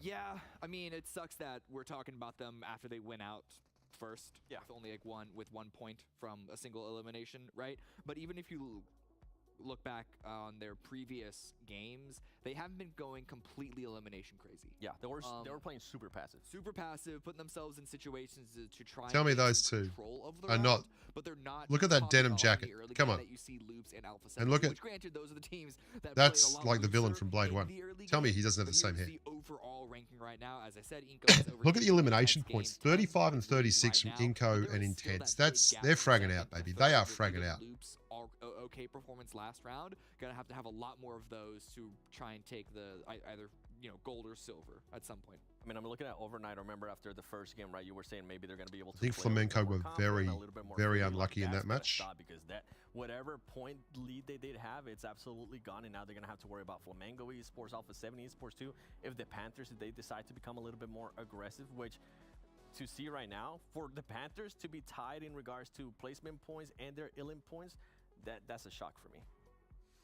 I think there's a lot of shocks, to be honest, when it comes to overall rankings. I mean, we are in early days. Yeah. Look at YKG again. I mean, not to bash on them, currently in last place, so they finished in first in NA. Influence Kemen, they finished really high, actually, but since they already qualified, they ended up getting through anyways. But they're like kind of here because of the fall 2022 season. But they're also having a massive. So this is underperformance day based on one. the caliber of Obviously, players they have there on is their a team. lot more days to then come, Jaguars, and I won't be American toasting the representative, rest we talked because about I'm the like, start of the day. They're it's not Friday really here. fair, I'm not doing You can go Saturday, harder on Sunday. Influence, Kevin. Unless you I want to think, pay me. because I don't think you want to pay me. yes, the fact that they were going to be here anyway because of that they won the previous fall event. But even if that wasn't the case, they would have qualified on their final performance. Yeah. So this is, either way, a big drop from expectations from them. Granted, we still have Alpha 7. We still have Loops performing very, very well from that region, not to mention the other dark horses that are in the mix at the top of the leaderboard. But for Influence Kemen to be the odd one out from that mix is really, really shocking. I'd actually say Alpha 7 is not performing really well. They're playing. I thought that we're going to be testing out teams like on the first 2 games, and then that was going to stop. And then especially with the lead that now Inco Gaming is starting to create, I think Alpha 7 is going to just snap out of, okay, we need to actually start playing our game because we cannot allow them to create such a big gap. Somewhere like 40 points, if I'm not mistaken. I got to go back and look at it. Yeah, it's like a 20-ish point gap between like second and third at the moment. Yeah. But we are Thanks, seeing, Seth. Appreciate it. Something that a lot of teams are struggling with is like confidence. And yeah. how do you get confidence back? If you're, not to keep bashing on them, but it's just a really good example. If you're YKG, how the hell do you get your confidence back right now? Because you are being slaughtered. You're used to being able to have that free reign of a lobby, and yet they are struggling here. Wait until tomorrow. You just gotta win fights. But I don't know if going for like a hot drop would be the play for that. You'd want to try and have a read on an opponent, set up a little bit of a gatekeep, and then try and go for an early game isolated fight where you don't have a risk of third partying. But that's really hard to do when this is a new lobby. You can scrim as much as you want, but it's not going to be the same thing as the real thing. You're not going to know the expectations and the tendencies of your opponents on day number 1. For me, it would be just wait until tomorrow. Kind of go crazy on these last 2 matches that we are going to be playing because everything that you're trying to do is not working out. So try out different stuff. I think they're being shocked right now by how aggressive these teams are and how they're not being able to get away with what they were able to. I think you just got to play your game and find your rhythm. You'll get better at it. You got the time.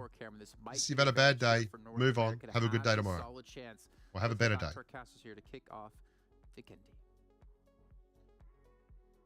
I think Panthers is a bit of a dark horse.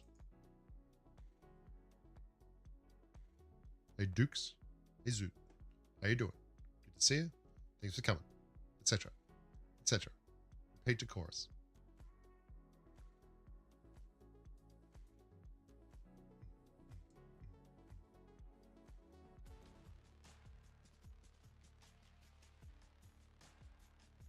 It does seem pretty weird to see so many people playing Miramar with no bolties, DBS, and an M4 Scar or UMP is your backup.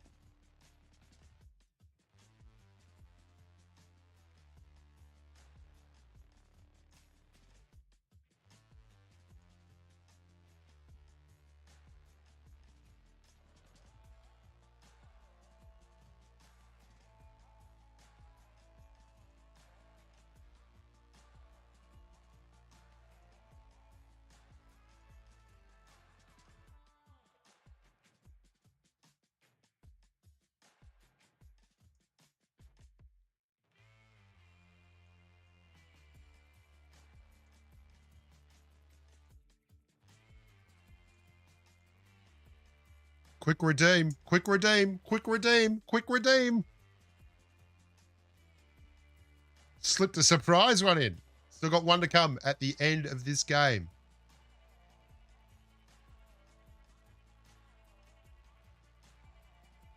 Thanks to everyone who's become a new member. Thanks to everyone who's liked the stream and everyone who's subscribed. I really appreciate it. You're beautiful people.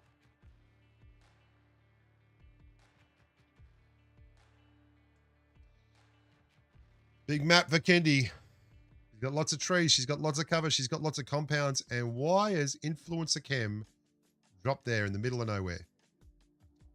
And then TC's dropped in the middle of nowhere just down from them. Now, I see why. They've got a car. They've got a vehicle. But this is so odd, isn't it? When you drop the compound, good on your Arc Shem Katana. There's one UC code to come at the end of this. So stick around. You're going to love it.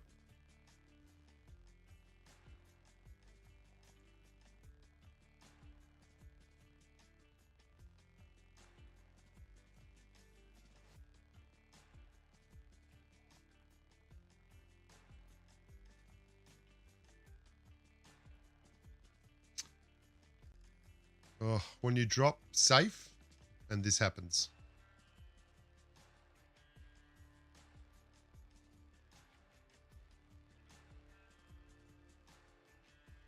You were busy practicing your 2-finger typing and you missed the code.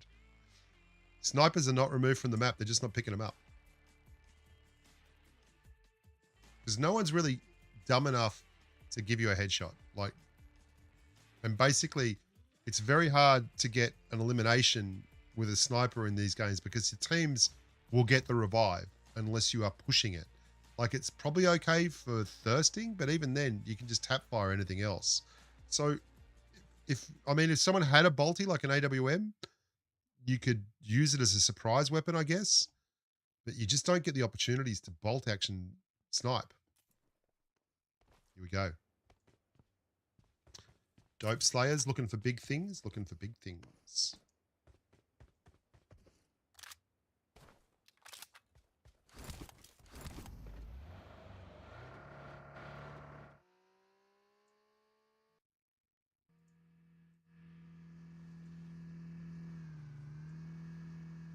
The Chosen, not with the firepower to go ham on Influencer Chem there, just staying safe.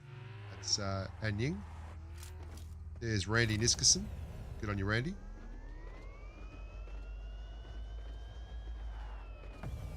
Influencer Chem. They were talking about how they're expecting bigger things from these guys.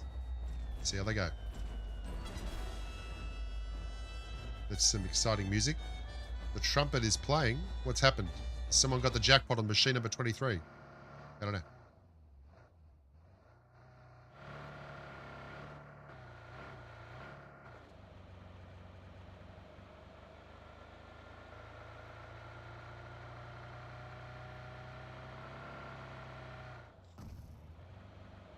Inco, the team to beat, obviously. They've got to be sky-high confidence-wise.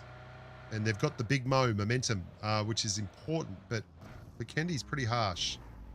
It's the kind of game where you can be just cruising into a compound and have no idea, and there'll just be a full squad sitting there on rooftops. It's chock full of compounds. Oh, dingers, I'm still on it. I just had the ginger tea and another 2. Wow, big push.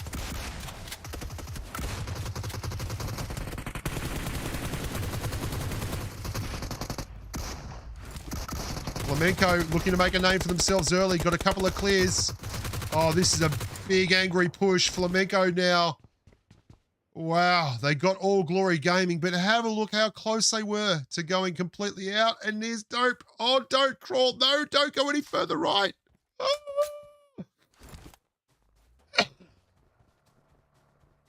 These guys have got to be thinking there's a chance to push. Dope are pushing. Dope are on the push.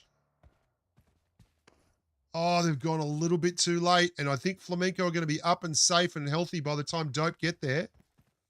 No, a little bit too late. They needed to be far more aggressive on that.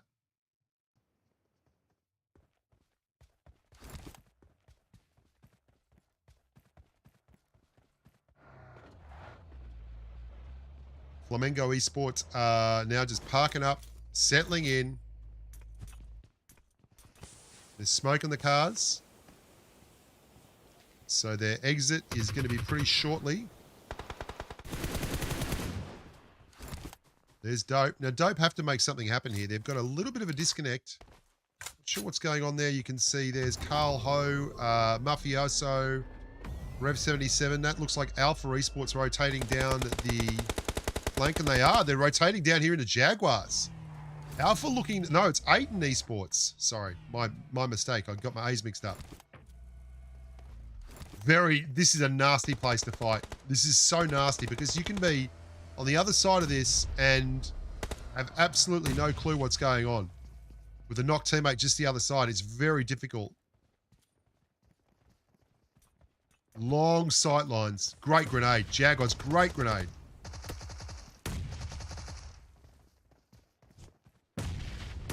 Oh, nasty. Now they've really gone opposite ends here. This is what I'm talking about. These long sight lines down those. You can see Panthers have just taken. Oh, okay. What? Oh, Panthers have had an absolute shocker there in the kill feed. They have got wrecked by intense gaming, it looks like. I saw 3 people go down to car explosions. I don't know if they've been thirsted up yet. Good rip on the way out by Jaguars. Aiton Esports came in full of vim and vigor, and they're going to go out with their tails between their legs. One person left from Aiton Esports, and they are not interested in pushing that one. No surprises. He is gone. The knock. Oh, no. And he's run into all kinds of trouble there. Drive, baby, drive. Driving for his life. So he's in a really banged up Dacia, and Loops is not going to give this one up. They've seen an opportunity. Oh, unfortunate. Be careful. Be very, very careful here. Intense Gaming has gone out. Wow. Rank 15. That was big. I don't know who got him. Panthers were 3 down in the back play. And Panthers are still in with 1 dead, 2 knocked. Loops clearing 8 in Esports there. Wow. And Jaguars have 3 frags, and they're still sitting in their compound. May well come up against Loops very, very shortly. We'll see.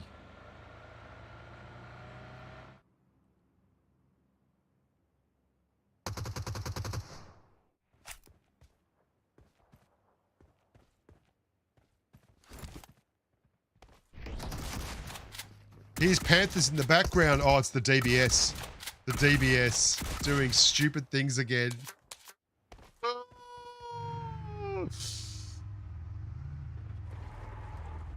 YKG. 0 eliminations. They really need to hold their head up here. Just get some placement points. Try and get through to the final circle. They've had 2 very bad pushes that we've seen on stream. I'm not sure what else they've done. Yeah, Hockey, I remember that. Nuts. So 4 clears for Flamingo Gaming, and they remain 4 points on top. They only just got All Glory Gaming. They had 3 knocked. But look at the scoreboard, as they say in the classics. 0 across the board through the middle of the map there. 3 for Jaguars, 1 for Loops, who just tidied up the leftovers from Jaguars cleanup on 8 in Esports, who got very aggressive on a bad push into a very tough compound with an awfully long set of walls that you can't jump over. Here's Kewen. He's going to ruin. I love saying that. What you doing, Kewen? Don't love this compound. It is huge. Loops now looking to go into Inco maybe. This would be a big gunfight because someone needs to knock Inco out. There's 65 points after 4 matches, averaging about 15, 1.25, so 16.25 points a match. Intense Gaming, 56 just behind them. They've just gone out. So there's a big opportunity here. If someone can clear Inco early to really make a run at that top spot in a big game. Plenty of people left. Plenty of cookies left on the mountain here. Move that down so you can see a little bit more of the world. Flamingo on 4 points, Jaguar on 3, Loops on 1. Inco yet to break the duck.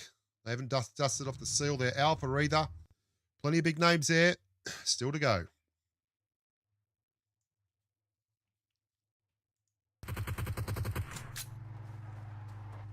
Nothing happening in the kill feed at the moment. Influencer Chem down below as well. YKG, 2 teams that really need to make things happen. Need the spark. Thanks very much, Quote Life. Have a good one, buddy.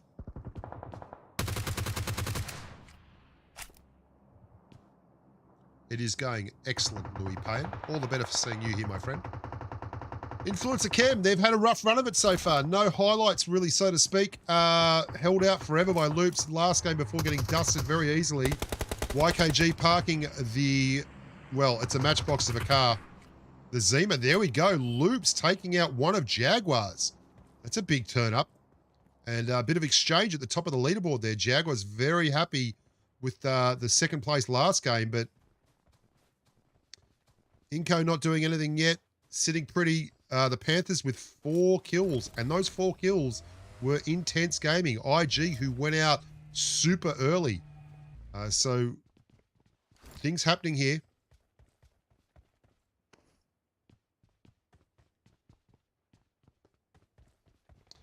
Chief, how you going, Chief? Looking good. What a wonderful bloke he is, Chief. Does a lot of charity work with kids. Good on you, the Chief. Hyper, scampering around. More a solid kind of mansion here. Dope, right up top of the mountain. Dope, also another team looking to do some things. 0 eliminations, but they have a great angle on everyone if the circle comes their way. They're praying for a bit of rain. TC, you can see that Goji there giving me fits by healing up super slowly. It's saving the 1 med kit he's got. Great use of resources. Kill feed again. Quiet as a Tuesday night in a small country village. The pub's shut. Nothing's going on.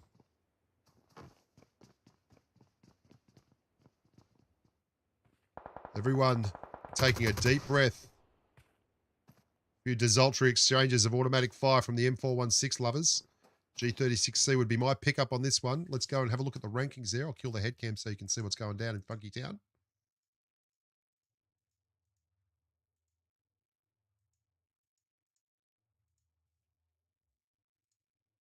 Why is the head cam not turning off?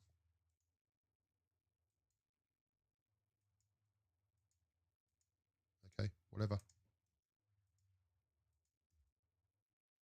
Why are you doing that, you weirdo?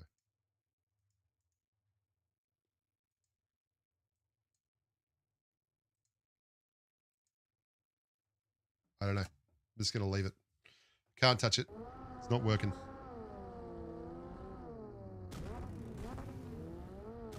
Loops with 2 frags. Good for them. Still 50 up. Now, we love a rotation. Rotations are where things happen. And this is Inco Gaming. They've had a fine sense for drama so far. But this is a big move around. And they're putting themselves squarely between InfoChem and there you go. They're lucky to get that right. Oh, that's not the park you wanted, mate. Oh, wow. Straight to the frags. Looking for the freebie. That's a good gren. That is a good gren. Ooh, just on the other side. Everyone would have seen that that's an Inco frag there in the kill feed. And there would be plenty of people looking to make something out of this. They are the ones to clear. There is an Inco knocked. I don't know if they're getting him up. He's down in the kill feed. We don't have camera work on that. Phil, can you give me a look at the Inco knock? Are they getting the revive? Phil, I told you once before, you'll be back on Kids Daytime TV if you don't work this crap out. Come on, Phil. Do it. Nothing. It's like a donkey, that kid. There they go. They get the revive just outside the wall there. Or just behind the wall, rather. All good. That Flamingos and the InfoChems, they had their chance. Inco was looking very tasty there for a mite. Unfortunately, they didn't take advantage of it.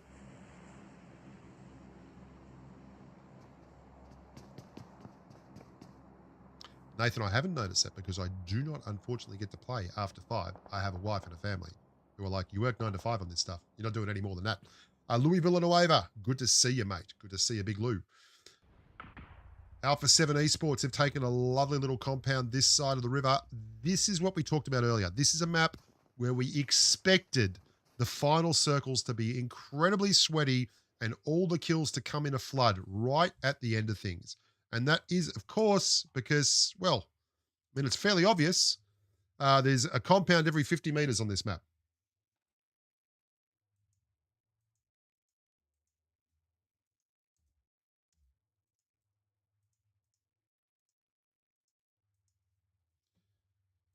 You can see there the points, 4 points at the top for Flamenco still, the Panthers with 4 and Jaguars with 3.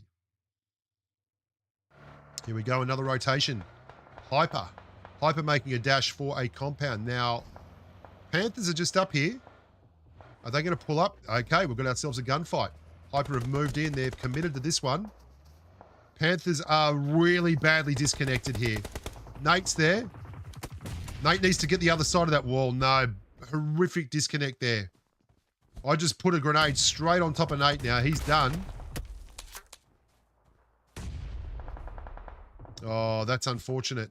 I mean, just you can't defend compounds that big. Like having one guy in a compound that big is begging for a bad result. He's not enough people over there to defend it, and there certainly isn't enough people over there to, you know, get knocked and be revived. So unfortunately, Nate the Great is gone. We're gonna have to wait and see how this all pans out. But that was a good pickup for Hyper. They're now on the leaderboard with a frag, one of only 5 teams with a kill at any point so far. You can hear someone else is starting to rev up behind them. Rotating behind, that could be all 7 Esports, I think. No, it's Loops. Loops pushing hard on InfoChem.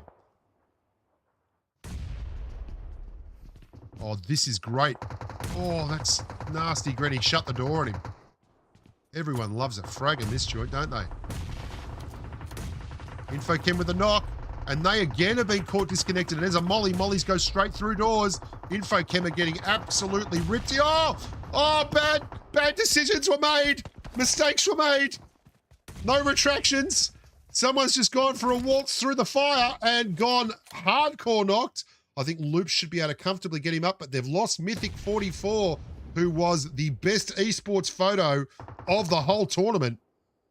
And Inco now feasting on the dregs. You saw Inco getting a clear, and here they come. This is what they do best. They spot the weak point, come in, and they clear up, and that's exactly what they're hoping to do here. On the other side of this compound is Loops, so we have a meeting of a mind at the top of the leaderboard now. Infochem just the grist in the mill. Only one left in Infochem. That is Becca, and he is holding here. No, this is Inco. Don't throw that, you absolute grub.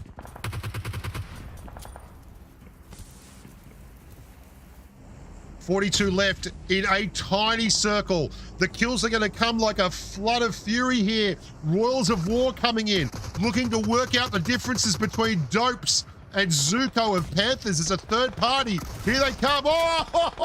Royals of War ready to a DBS. Brutal. Dope says, get absolutely wrecked. Sit down. Don't come at me with that weak stuff. Trying to go out and confirm the kills, not getting them. He's going to have to clear the last member of that Royals of War tilt. DBS is barking. Dope now. There's a knock. There's one up. Needs a good Grand Panthers just sitting tight. Royals of War gets eliminated. What a filthy grenade from across the way. And Dope goes down as well in 12th place with 2 eliminations. That was hyper. I think it was GK first. Epic grenade. Cleared up on aisle 9. And you can see Panthers, they're now role-playing the Dope from the Miramar map, holding form in that little shack. The Chosen, Stella getting the clear. Jaguars in Licorice all sorts now. Just a tree between their hopes and dreams. Absolutely ripping this corner here. Mercy going for the in-combat heal. The grenade is not good enough. Jaguars getting up again, taking a little sweaty punch. Trying to get that revive. I don't think they'll get that. That's a bridge too far. Jaguars going down there. Stella getting the knock there and the thirst. 2 kills. The Chosen, they need something. This is a dangerous play holding that grenade for that long. Coming around that corner.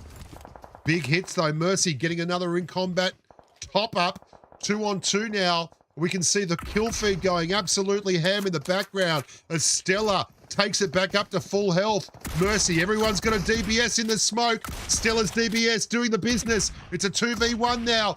Going for a 2-piece. You can see Stella cleaning up Jaguars there in the background. All starting to happen now as the circle flexes down and things get absolutely bang, bang, bang. Alpha 7 have been super quiet yet to put anything on the board. KGs.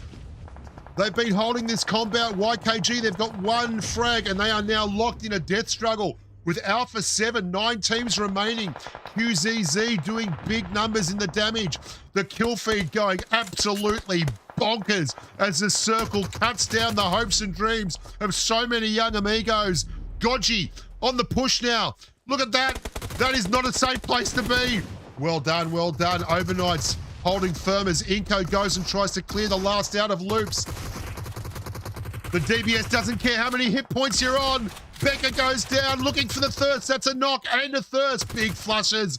Inco down to 3 members. One of them is combat inoperative. And here comes Flamingo on the back door. Boom, boom, boom. Get the guitars out. It's time to get busy.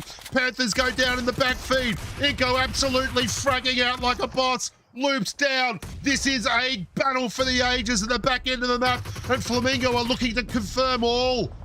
Is that the end of Inco? Is that the end of Inco? Boom, they're gone. 7th place, no wins, 2 eliminations. That's the end of the dream run. Flamingo looking to make the most of this. They've got 8 elims, Loops with 6, and they've got another one. Bang, Loops gone. Flamingo doing the business. Down to the last 5 teams, 9 eliminations. This is what they're after. YKG, that grenade looked good. It wasn't just good, it was freaking amazing. YKG starting to mount some kind of a tilt here. They've rinsed Alpha 7 Esports. Watch the side. You were doing so well. YKG, look to your left and you would have been okay.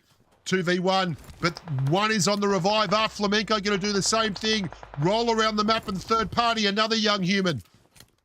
You can see YKG. Oh, he's in 2 mines. They've got 2 left. Can't get the revive. Not a safe place.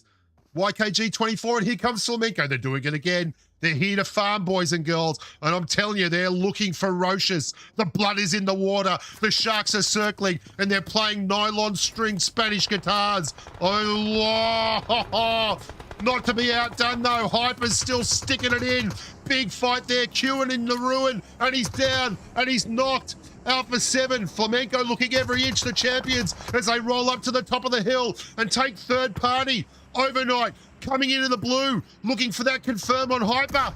Big grenade, big grenade, big grenade. Did I say it was big? It was bigger than big. It was huge. Overnight go down. What a massive big kill from Hyper. YKG gets eliminated as well with 2, 3 teams, but only really one here looking strong, and that is Flamenco. Full team versus a 1 and a knock and a 2. A 2-piece. Alpha 7 holding the top floor. Here comes Flamenco, moving with great speed, stealth, violence and momentum, dare I say, the doctor. The big 2 times and love it. Here they go again around the compound. The Kings of the third party swing. The only thing standing between them and victory is a DBS, and even that isn't enough. Get him in here. I want to buff him. What an absolute lay down, rock 'em, sock 'em, rip roaring, ball tearing, thumping win by the boys of Flamenco Esports. Cut the throats, cut the kills. Massive. Get them in here. What a team. They played like champions. They pushed every gunfight. They made the most. They wrecked loops. They wrecked Inco, went up the mountain, did the same thing to Alpha 7 Esports and anyone who was unlucky enough to be in front of them. I'm so impressed. 15 eliminations, 10 points from the win. They're climbing back up the leaderboard. They were gapped by 20 at the start of this. They're not going to be gapped by 20 anymore. What a way to finish day 1. Can't get enough of it. What a great little tournament this has been thus far. Hope you're enjoying it every bit as much as I am. Actually, joke's on you, Zute. Can you continue along here and do the analysis? We're just going to take a quick little break here. Flamingo coming up big here, getting the victory, and another team who has been doing pretty damn good all day. They've had a trip up like in one of the matches, but they have proven to be another solid team. Yeah, like I said, they're here to fight. They're solid. Here to take engagements, and they got it's not just about they got the win here, because Vikendi. The way they did it was so impressive. I'm going to shut these guys down for a sec. They watched the map, and every time they saw someone getting knocked, they pushed that gunfight. They waited, they held position, they pushed that gunfight with All Glory Gaming and got the 4 flags there. They had 3 knocked when they did it, so that was ballsy. And then they got another 11 eliminations on top of that, just waiting late game and fragging out hard on those double gunfights. They had 2 third parties where they picked up another 8 eliminations. Like, really well played by Flamenco. And Hyper, well, they needed to stand up, and they really did. They stood up. They got the job done there. That was some really nice work from Hyper. They were riding it till the end. All 7 Esports, they tried. YKG held them out. It was a tough gig. They did very, very well. I don't know. One way or another, I was just so impressed with Flamingo. There was a lot of hard fights and a lot of stuff that I thought was borderline a bit silly. Like, you can't, some of those big compounds having like one person holding the edge of a compound, you're just asking to get cranked like 4v1.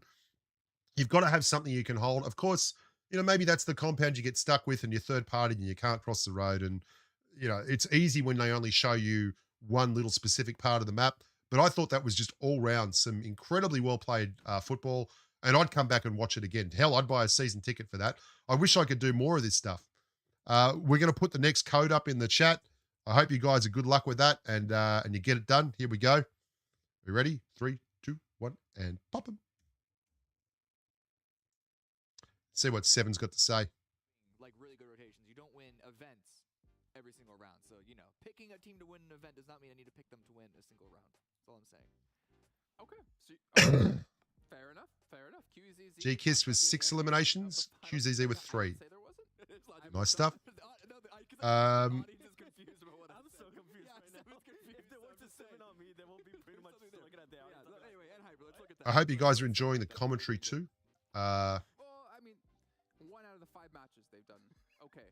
They've done well. Let's be honest, right? I don't want to talk them up because they are like the second team coming in from NA. They have GK first on the team, so they have that experience out of him to bring to the roster. Yep. But again, it's another team that hasn't really lived up to it just yet. I mean, I think when we get into maybe the end of tomorrow, that's when it'll start being a little bit more critical of these NA teams or teams in general. Good on you, Devil Gaming. Good on you, mate. Well done. Good to see that we got a fair variety of people doing that. So good on us. All right, boys and girls, that's going to do me. Thank you very much for the run. Thank you for the fun. I enjoyed it. I hope you enjoyed it as much as I did. Something in Hyper definitely needs to fix. A lot of giggle. Is fix losing a player early on. It has happened way too much so far today. And I feel like it's something that's been happening since even in NA, something that we were pointing out all the time, whether it's GK first, whether it's QCC, whoever it is that's getting knocked first, they need to try to maintain those top, all 4 players to at least a top 6 situation. I will say this though, Fred Hyper, it is good to see them get some elims on the board, right? Get some damage down. Seeing a team go out with like 1 elimination, 200 damage done, like that's not the Hyper that we know. And I think this is maybe one of those matches that gives them that little bit of confidence back. But Cameron, what I do worry about is it's the Vikendi awesome desync. And this is the only match so far today that they've been able to show up. That is, no, 100%. I won't be streaming day 2. If you like me streaming, go and let Pubg Mobile know to give me some more gigs. Thanks, Keza. Thanks very much. Thanks, Hockey. Thanks, everyone who turned up. Look after yourselves. Have a great day. And till next time, bye for now. It's how well they can recover and start performing. I'm going to get some lunch. Au revoir, amigos.